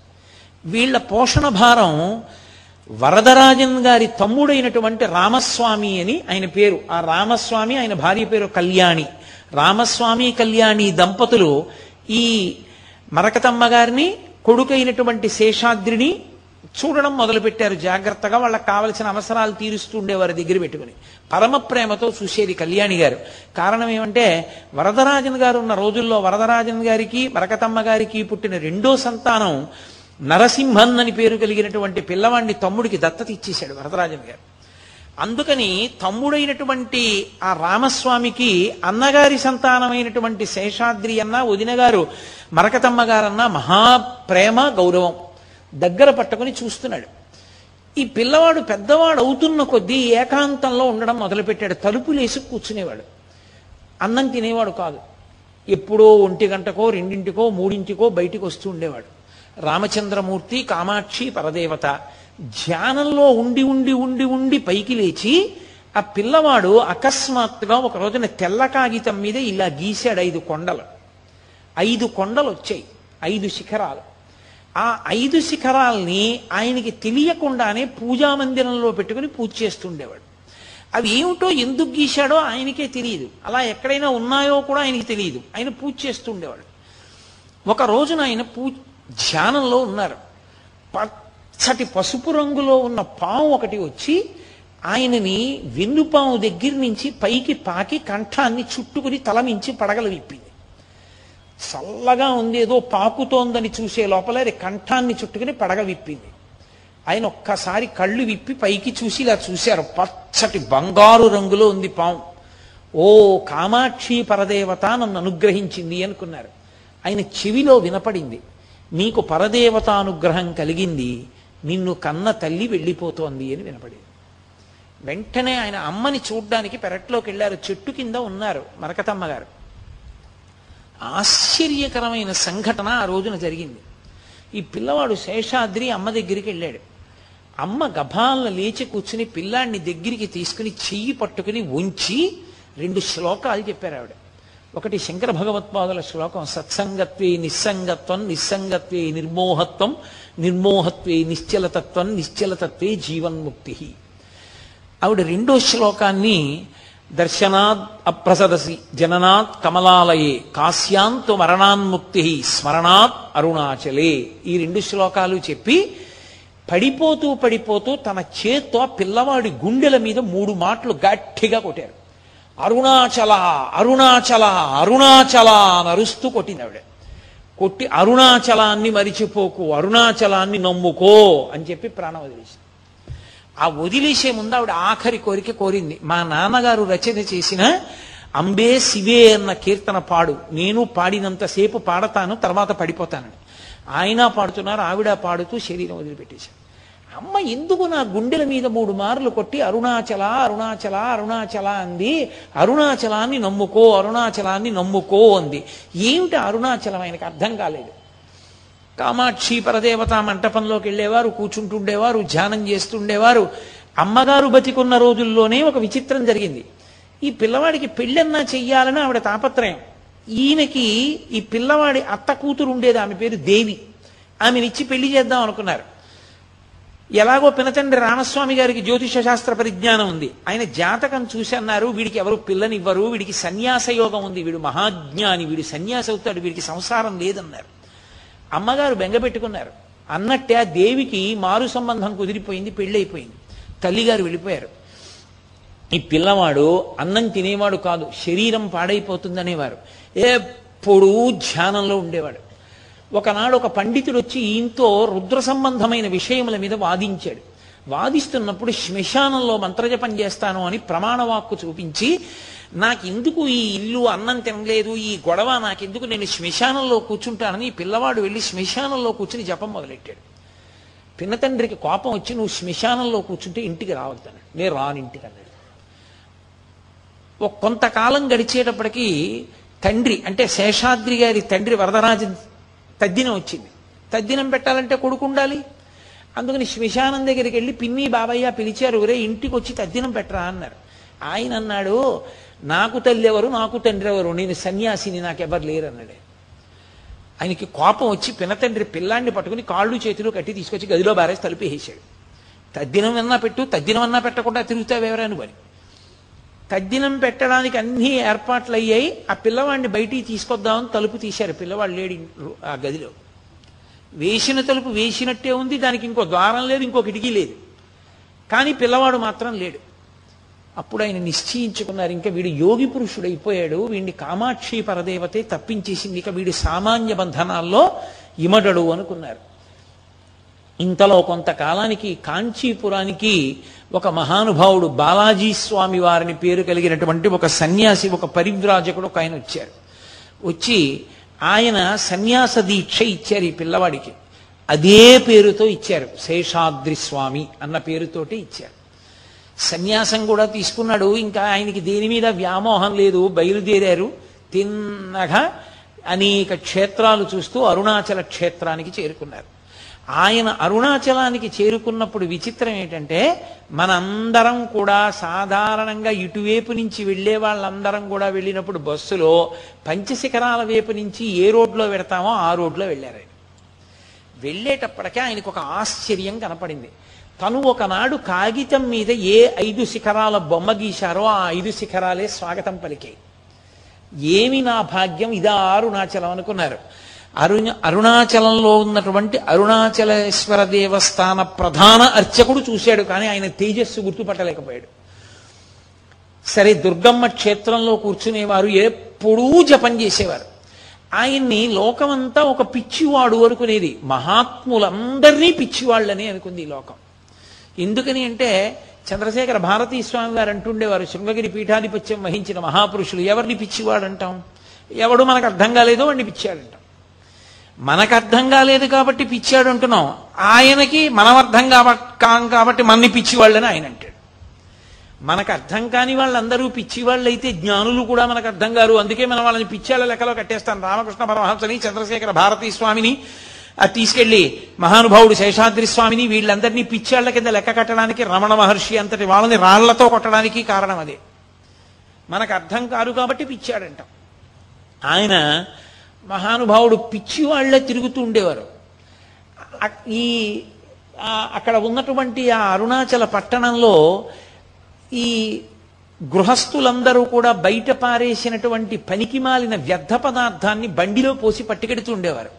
ఆయన బండెక్కి కూర్చుని, స్పష్టంగా చెప్పాలంటే పెంటకుప్ప మీద కూర్చుని, ఇది నా కుచ్చుల బండి అంటుండేవారు. అందరూ రాత్రి నిద్రపోతుంటే ఆయన గట్టిగా అరుస్తూ పరిగెడుతుండేవారు. ఆయన నిద్రపోకండి, యముడొచ్చి ఎత్తుకుపోతాడు, నిద్రపోకండి అని అరుస్తూ పరిగెడుతుండేవారు. భగవద్గీతలో అంటారు, యానిషా సర్వభూతానాం తస్యాత్ జాగర్తి సంయమి యస్యాత్ జాగృతి భూతాని సానిషాః పశ్యతో మునేహే అంటారు. సమస్త జీవులు నిద్రపోతున్న వేళ యోగి మేల్కొని ఉంటాడు. ఆయన నిద్రపోవడం కొన్ని సంవత్సరాల పాటు ఎవరూ చూడలేదు. ఆయన ఎవరైనా ఆయనకి భోజనం పెడితే ఇలా కూర్చుని ఆ భోజనాన్ని తీసుకెళ్ళి కనపడినటువంటి ప్రాణులన్నిటికీ పెట్టేస్తుండేవారు. ఆయన ఎవరినైనా చెంప మీద కొడితే వాడు మహదైశ్వర్యవంతుడు అవుతుండేవాడు.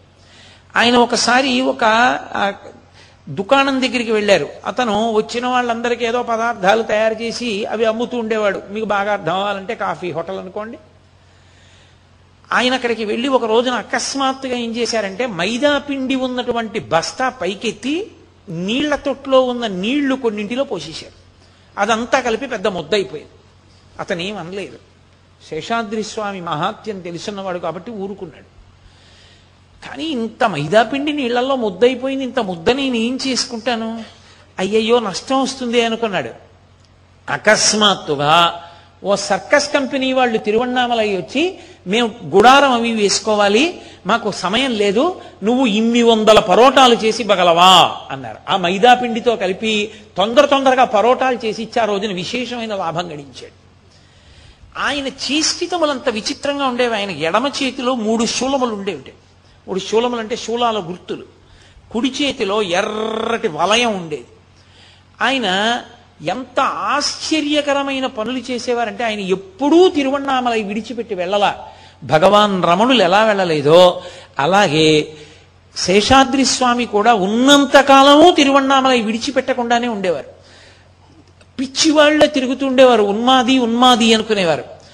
అక్కడే దగ్గరలో విఠోబాస్వామి వారని ఒక స్వామివారు ఉండేవారు పక్క ఊళ్ళో. ఆయన మంచి మహాత్మ్యం కలిగిన వాళ్ళు, తపస్సిద్ధి పొందినవారు. ఒక రోజున నడిచి వెళ్ళిపోతున్నటువంటి శేషాద్రి స్వామి ఆకాశం వంక చూసి అడిగో విఠోబా వెళ్ళిపోతున్నాడు, విఠోబా వెళ్ళిపోతున్నాడు అని అరిచారు. ఎవరికి అర్థం కాలేదు, ఏమిటి విఠోబా వెళ్ళిపోతున్నాడు, విఠోబా వెళ్ళిపోతున్నాడు అని అరుస్తున్నారు ఏంటి అనుకున్నారు. ఆయన అరిచి అరిచి అరిచి అన్నారు, విఠోబా వెళ్ళిపోతున్నాడు దేవతల దగ్గరికి అన్నారు. కాసేపటికి పక్క ఊరు నుంచి వార్త వచ్చింది, విఠోబాస్వామి శరీరాన్ని విడిచిపెట్టేశాడు. ఆయన ఆకాశం వంక చూసి పిలుస్తుండేవారు, దేవతలు వెడుతున్నారు, అదిగో యక్షులు వెడుతున్నారు, అదిగో కొంతమంది శరీరం విడిచిపెట్టి వెళ్ళిపోతున్నారని పేర్లు పెట్టి పిలుస్తుండేవారు. అంతటి మహితాత్ముడు, పుట్టుక చేత యోగి, మహానుభావుడు, కారణజన్ముడు, కామాక్షి పరదేవత అనుగ్రహంతో పుట్టి అరుణాచల పర్వతం చేత ఆకర్షింపబడ్డారు ఆయన. అటువంటి మహాయోగి ఆయన ఒక్క తిరువణ్ణామలైలోనే తిరుగుతుండేవారు. అటువంటి వారిని బలవంతంగా వేరొక ఊరు తీసుకెళ్లాలని, మా ఊరు రండి అంటే నేను రానన్నారు ఆయన. ఆయన్ని బలవంతంగా పట్టుకుని ఒక రైలు ఎక్కించి తీసుకెళ్లిపోతున్నారు. ఆ రైలు వేగం అందుకుని తిరువణ్ణామలై సరిహద్దుల దగ్గరికి వెడుతోంది. ఆయన రైల్లోంచి దూకేశారు. కాళ్ళు చేతులు అన్ని దెబ్బలు తగిలాయి. అదే సమయంలో వేరొక రైలు కూడా వచ్చింది. 2 రైళ్లు ఆగే. అవతల రైల్లోంచి దిగిన వ్యక్తి ఆత్మహత్యా ప్రయత్నం చేశాడు, ఇతన్ని పోలీసులకు అప్పచెప్తానని చెప్పి ఆ అవతల రైలు యొక్క డ్రైవరు గార్డు కలిసి ఈయన్ని పోలీసులకు అప్పచెప్తామని చెప్పి రైలు ఎక్కించారు. మళ్ళీ 2వ రైలు ఎక్కించి ఇంజిన్ డ్రైవర్ వెళ్ళి ఇంజిన్ స్టార్ట్ చేశాడు. కానీ రైలు కదలలేదు.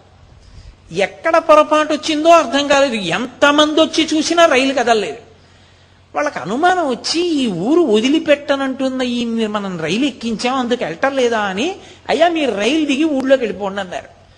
వెంటనే శేషాద్రి స్వామి రైలు దిగిపోయి రైలు పెట్ల మీద ఇలా కొట్టి పరిగెత్తండి అన్నారు. అంతే, రైలు బయలుదేరిపోయింది. ఆయన మహితాత్ముడు. అంటే మీరు ఒక్క విషయం గుర్తుపెట్టుకోవాలి, అలా జరుగుతాయా అండి అని మీకు అనుమానం ఉండొచ్చు. యోగి వాక్కుని ఈశ్వరుడు సత్యం చేస్తాడు. సత్యాన్ని యోగి పలుకుతాడు అనుకుంటే పొరపాటు. ఒకటి మీరు బాగా జ్ఞాపకం పెట్టుకోవాలి, అసలు యోగికి దీని మీద ఏమీ అనురక్తి ఉండదు. మనం ఏం చేస్తామంటే తప్పంతా ఎక్కడ చేస్తామంటే వీటిని మనం పట్టుకుని ఇందుచేత పూజనీయుడు అంటాం మనం. దాన్ని వాళ్ళు చాలా అసహ్యించుకుంటారు. నేను మీకు అబద్ధం చెప్తున్నాను అనుకుంటే సురేశ్వరాచార్యులు వారు వార్తికం చేశారు దక్షిణామూర్తి స్తోత్రం మీద. అందులో వారు ఒక మాట అంటారు, పక్షి రెట్ట వేస్తే ఉత్తరయ్యం మీద పడింది అనుకోండి, నేను తీసి ఇలా కొట్టేసి కడిగేసుకున్నట్టే యోగి సిద్ధుల గురించి వెంపర్లాడడు. యోగి సిద్ధులను పట్టుకుని యోగిని గొప్పవాడని చెప్పకూడదు. యోగి ఎందుకు సిద్ధులు వస్తాయో తెలుసా? వాళ్ళు కావాలని ప్రకటన చేయరవి, అవి వాళ్ళకి వశమవుతాయి. అష్టసిద్ధులు వశమవుతాయి. ఎందుకంటే ఎప్పుడూ ఈశ్వరునితో కలిసి ఉంటారు. అనేన యుజ్యతే ఇది యోగ అంటాడు పతంజలి. ఉన్న కారణం చేత వాళ్ళ నోటి వెంట ఏదొచ్చిందో అది సత్యమవుతుంది. అది యోగి యొక్క గొప్పతనం. యోగి వైశిష్ట్యాన్ని పరిశీలించాలి తప్ప యోగి సిద్ధుల్ని పట్టుకుని అందుకు గొప్పవాడంటూ మీరు మాట్లాడకూడదు. దోషం అది. అలా మాట్లాడకూడదు. ఇప్పుడు అలా మాట్లాడితే అసలు ఆ యోగులే ఇష్టపడరు. కానీ మరి ఎందుకు చెప్తున్నారండి మీరు నన్ను అడగచ్చు. ఒక యోగి వైభవంగా చెప్తున్నాను అంతే. దాన్ని ఆయనకి పరమేశ్వరుడితో ఆయన ఎంత కలిసిపోయి ఉండడం వల్ల ఆయన వాక్కు ఈశ్వర వాక్కు అయిందో మీకు నేను చెప్తున్నాను. ఆయన ఒకనకొకప్పుడు ఒక శవం శ్మశానానికి తీసుకెడుతుంటే దాని వెనక ఆయన వెళ్ళారు. ఆయన శవాన్ని ముట్టుకున్నారు. ముట్టుకున్న శవానికి ఆశీర్వచనం చేశారు. ఆశీర్వచనం చేసి శవం వెనక వెళ్ళిపోతున్నారు. వెళ్ళిపోతుండగా పక్కన ఓ ఇంట్లో పెళ్లి జరుగుతోంది. అకస్మాత్తుగా ఇంట్లోకి వచ్చారు. ఆ ఇంట్లో వాళ్ళు అసహించుకున్నారు. చిచి శవం వెనకాతలు వచ్చాడు, శవాన్ని ముట్టుకున్నాడు, పెళ్లి ఇంట్లోకి వచ్చాడు, వద్దంటే లేనిపోని గొడవ. యోగి గబుక్కుని ఏమంటాడో, ఏమంటే ఏమవుతుందో, ఎందుకు వచ్చిన గొడవని. కానీ ఎవరికి ఇష్టం లేదు ఆయన రావడం. చికాగ్గా చూస్తున్నారు. ఆయన తిన్నగా లోపలికి వచ్చేసి వంటింట్లోకి వెళ్ళారు. బోరెడంత సాంబారు వండి తయారు చేశారు సిద్ధంగా. అకస్మాత్తుగా వెళ్ళి అక్కడ ఉన్న వంట వాళ్ళని తప్పుకోమని 2 చేతులతోటి ఆ మరుగుతున్న సాంబార్ని కిందకి తోసేశారు. ఆ కింద పడిపోయి ఆ సాంబార్ అంతా ఒలికిపోయింది. దూర్తుడు ఇలాగే ప్రవర్తిస్తాడు, అర్థం లేను, యోగి అంటాడు, ఏమన్నా అంటాను, నోటితో ఏమంటాడో ఏమవుతుందో అని భయం అని పెళ్లి వాళ్ళందరూ తిట్టుకున్నారు. అందులో అటువైపు సాంబారే కదా మొదట వడ్డించాలి, ఆ సాంబారే కింద పడిపోతే బాధ కదూ వాళ్ళకి. అదేమో అనుకున్నారు. ఆ మిగిలిపోయిన సాంబార్లోంచి చచ్చిపోయినటువంటి నాగుపాము బయటపడింది. ఎవ్వరికీ తెలియదు. అందులో ఒక నాగుపాము పడి చచ్చిపోయింది, ఉడికిపోయి. ఆయన వచ్చి ఆ పాత్ర తోసేశారు కాబట్టి ఇన్ని 100 మంది బతికారు, లేకపోతే వీళ్ళందరూ కూడా వెళ్ళిపోవలసి. ఆ వెళ్ళిపోయిన వాడు ఇంతమందిని తీసుకెళ్లకుండా ఆయన పెళ్లి మంటపంలోకి వచ్చి సాంబారు పాత్ర తోశారు. నేను 1, 2, 3 అని చెప్పడం కుదరదు. శేషాద్రి స్వామి వారి యొక్క మహాత్మ్యం అంటే యోగి పొంగవుడుగా మహానుభావుడు అంతటి స్థితిని పొందారు. ఆయన మీద అక్కసుతో ఆయనకి ఏమి భేదాలు లేవు. మహమ్మదీయులు, దళితులు అందరూ ఆయన చుట్టూ కూర్చునేవారు. ఎవరు పెట్టిన అన్నం ఆయన తినేది లేదు, 2 మెతుకులు నోట్లో వేసుకునేవారు, అందరికీ పెట్టేస్తుండారు. అసలు ఆయన అలా ఏమీ తినకుండా ఎలా బతికారో, నిద్రపోకుండా అన్ని సంవత్సరాలు ఎలా ఉన్నారో ఎవరికి అర్థమయ్యేది కాదు. ఒక దళిత స్త్రీ చేరదీసి ఆయనకు అప్పుడప్పుడు అన్నం పెడుతుండేది. ఆయన తిన్నది లేదు, నోట్లో పిడత వేసుకుని అందరికీ పెట్టి వెళ్ళిపోతుండేవారు. ఆయన మీద అక్కసుతో ఒక వ్యక్తి మాంసాహారాన్ని పొట్లంలో పెట్టి కట్టి ఆవిడికి పంపించి మీ ఇంటికి వస్తాడుగా శేషాద్రి స్వామికి ఇమ్మన్నాడు. ఆవిడ తెలియక పొట్లం ఇచ్చింది. ఇచ్చి తినండి అంది. ఆయన ఏం చేశారంటే ఆ పొట్లాన్ని పట్టుకుని పెద్ద నవ్వు నవ్వి శేషాద్రి స్వామి నవ్వడం మొదలు పెడితే గంట ఆపకుండా నవ్వేవారు. ఎందుకని అంటే లోకం యొక్క పోకడ చూసి నవ్వు వచ్చేది. ఏమిట్రా వీళ్ళ అమాయకత్వం అని. మనం పిచ్చాడు అనుకుంటాం మనం. ఆయన పొట్లాన్ని పట్టుకుని ఒకసారి ఇలా తిప్పి వాడికే పంపించు అన్నారు. ఆయన దారం కూడా విప్పలేదు, ఇలా అని అతనికి ఇచ్చేసేయి అన్నారు. ఏమో ప్రసాదమో ఎందుకు ఇమ్మన్నారో ఆవిడ మళ్ళీ ఆయనకి పంపించింది. తినలేదా అన్నాడు ఆయన. తినలేదు, పొట్లం కూడా విప్పలేదు, ఇలా తడివి నీకు ఇచ్చేయమన్నారు అంది. విప్పి చూశాడు, లోపలంతా కూరలు ఉన్నాయి, మాంసం అంతా పోయి కూరలు అయిపోయాయి. అంటే నన్నేదో మాంసం పెట్టి పాడు చేయగలను అనుకున్నావు, నా సంకల్పం చేత కూరలు చేసి పంపించాను చూసుకోవాలి. ఒకప్పుడు పాపం ఆయన్ని బలవంతంగా పట్టేసుకున్నారు అందరూ కలిసి. ఆయనే లోకానికి రమణ మహర్షిని చూపించాడు. రమణ మహర్షి అక్కడ ఉన్నారన్న విషయం ప్రపంచంలో ఎవ్వరికీ తెలియదు. తిరువణ్ణామలైలో నేను ఎదుట రమణ మహర్షి యొక్క జీవితాన్ని ప్రస్తావన చేసినప్పుడు ప్రత్యేకంగా దాని గురించి ప్రస్తావన చేస్తాను. పాతాళలింగం దగ్గర అప్పుడు అంతా పాడుపడిపోయి ఉండేది. సిద్ధపురుషుని యొక్క సమాధి, దాని మీద శివలింగం ఉన్నాయి అని నేను మీతో మనవి చేసి, అదే పాతాళలింగం అంటారని. అక్కడ కూర్చుని భగవాన్ రమణులు తపస్సు చేస్తుంటే తేళ్లు జెర్రిలు తొడల కింద చేరి కురికేస్తుండేవి. నిత్తురు కారిపోయి అట్టలు కట్టింది. ఎవరు వెళ్ళేవారు కాదు అసలు ఆ లోపలికి. అక్కడ ఏనుగు ఉండేది అంతే. అసలు ఆ గుడి దగ్గరికి ఎవరు వెళ్ళేవారు కాదు, కిందకి ఎవరు దిగే అవకాశం లేదు. శేషాద్రి స్వామి అకస్మాత్తుగా అక్కడికి వెళ్ళి నిలబడి పెద్ద కేకలేశారు. ఒక బ్రాహ్మణ స్వామి ఇందులో ఉన్నాడు, పిల్లవాడు, పైకి తీసుకురండి అని అరిచారు. అరిస్తే అక్కడ ఉన్న వాళ్ళు వచ్చి అందులో ఉన్నాడని మీకు ఎలా తెలుసు అని అడిగారు. ఆయన అన్నారు, నేను కామాక్షిని, నేను పార్వతిని, నా బిడ్డ సుబ్రహ్మణ్యుడు ఉంటే నాకు తెలియదు, అందులోనే ఉన్నాడు, తీసుకురండి బయటికి అని వెళ్ళిపోయారు. వీళ్ళందరూ నిజమా కాదా అని మెలిగారంతా. పెద్ద డొంకలు తుప్పలుగా ఉండేది. కర్రలతో పక్కకి తీసి మెల్లిగా లోపలికి వెళ్ళి చూసేటప్పటికి తనలో తాను రమిస్తూ భగవాన్ రమణులు కూర్చుని తపస్సమాధిలో ఉన్నారు. అప్పుడు అక్కడి నుంచి కూర్చున్న వారిని కూర్చున్నట్టే పైకి ఎత్తి పట్టుకొచ్చి ఇప్ప చెట్టు కింద కూర్చోబెట్టారు. భగవాన్ రమణుల్ని లోకానికి చూపించినటువంటి మహాపురుషుడు శేషాద్రి స్వామి. అటువంటి శేషాద్రి స్వామిని ఊరి ప్రజలందరూ భక్తి ఎక్కువైపోయి బలవంతంగా పట్టుకుని ఆయనకి అభిషేకాలు అన్న పేరుతో నూతులు ఎండిపోయేలా నీళ్లు 2 రోజుల పాటు పోశారు. ఆయన అన్నారు, నాకు చలి జ్వరం వస్తుంది అన్నారు. ఎవరు వినలేదు, మీకేం రాదని పోసేశారు. నిజంగానే ఆయనకి చలి జ్వరం వచ్చేసి ఆ తర్వాత ఆయన శరీరాన్ని విడిచిపెట్టేశారు. మర్నాడు విడిచిపెట్టి బ్రహ్మీభూతులైపోయారు, పరమేశ్వరుని యందు ఐక్యం అయిపోయారు. శేషాద్రి స్వామి గురించి నేను ఎంత చెప్పినా తక్కువే. ఆ శేషాద్రి స్వామి వారి యొక్క భౌతిక శరీరాన్ని ఊరిదిగింపు చేసి తిరువణ్ణామలై అంతా, ఇప్పుడు రమణ మహర్షి ఆశ్రమం ఎక్కడుందో దాని పక్కనే శేషాద్రి స్వామి ఆశ్రమం ఉంటుంది.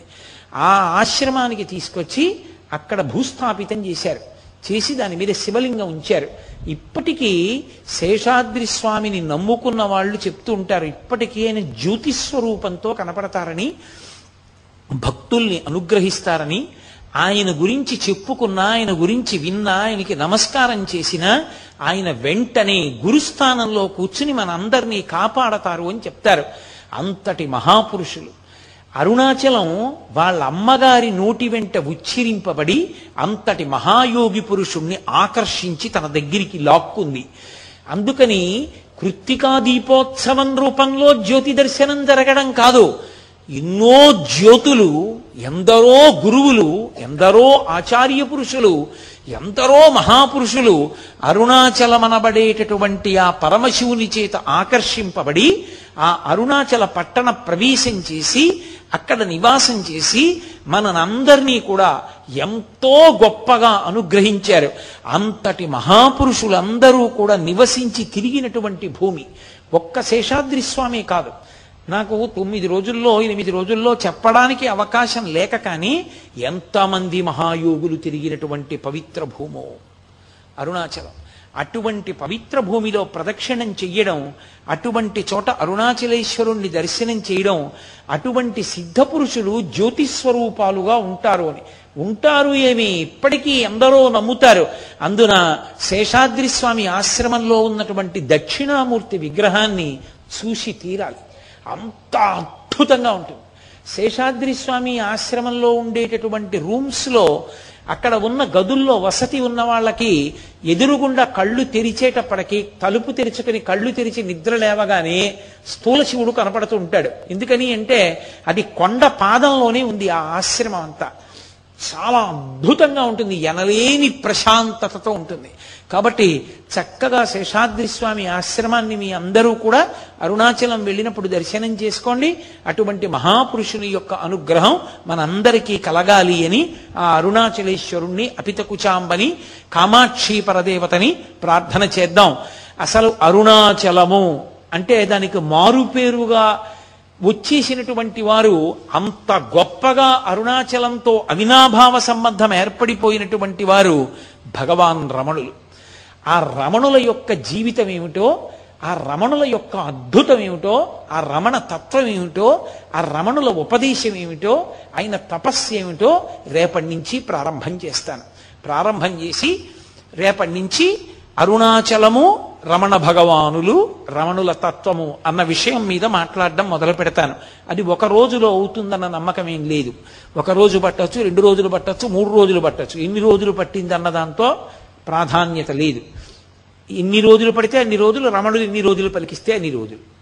రేపటి నుంచి ఆ రమణ తత్వాన్ని ప్రారంభం చేస్తాను.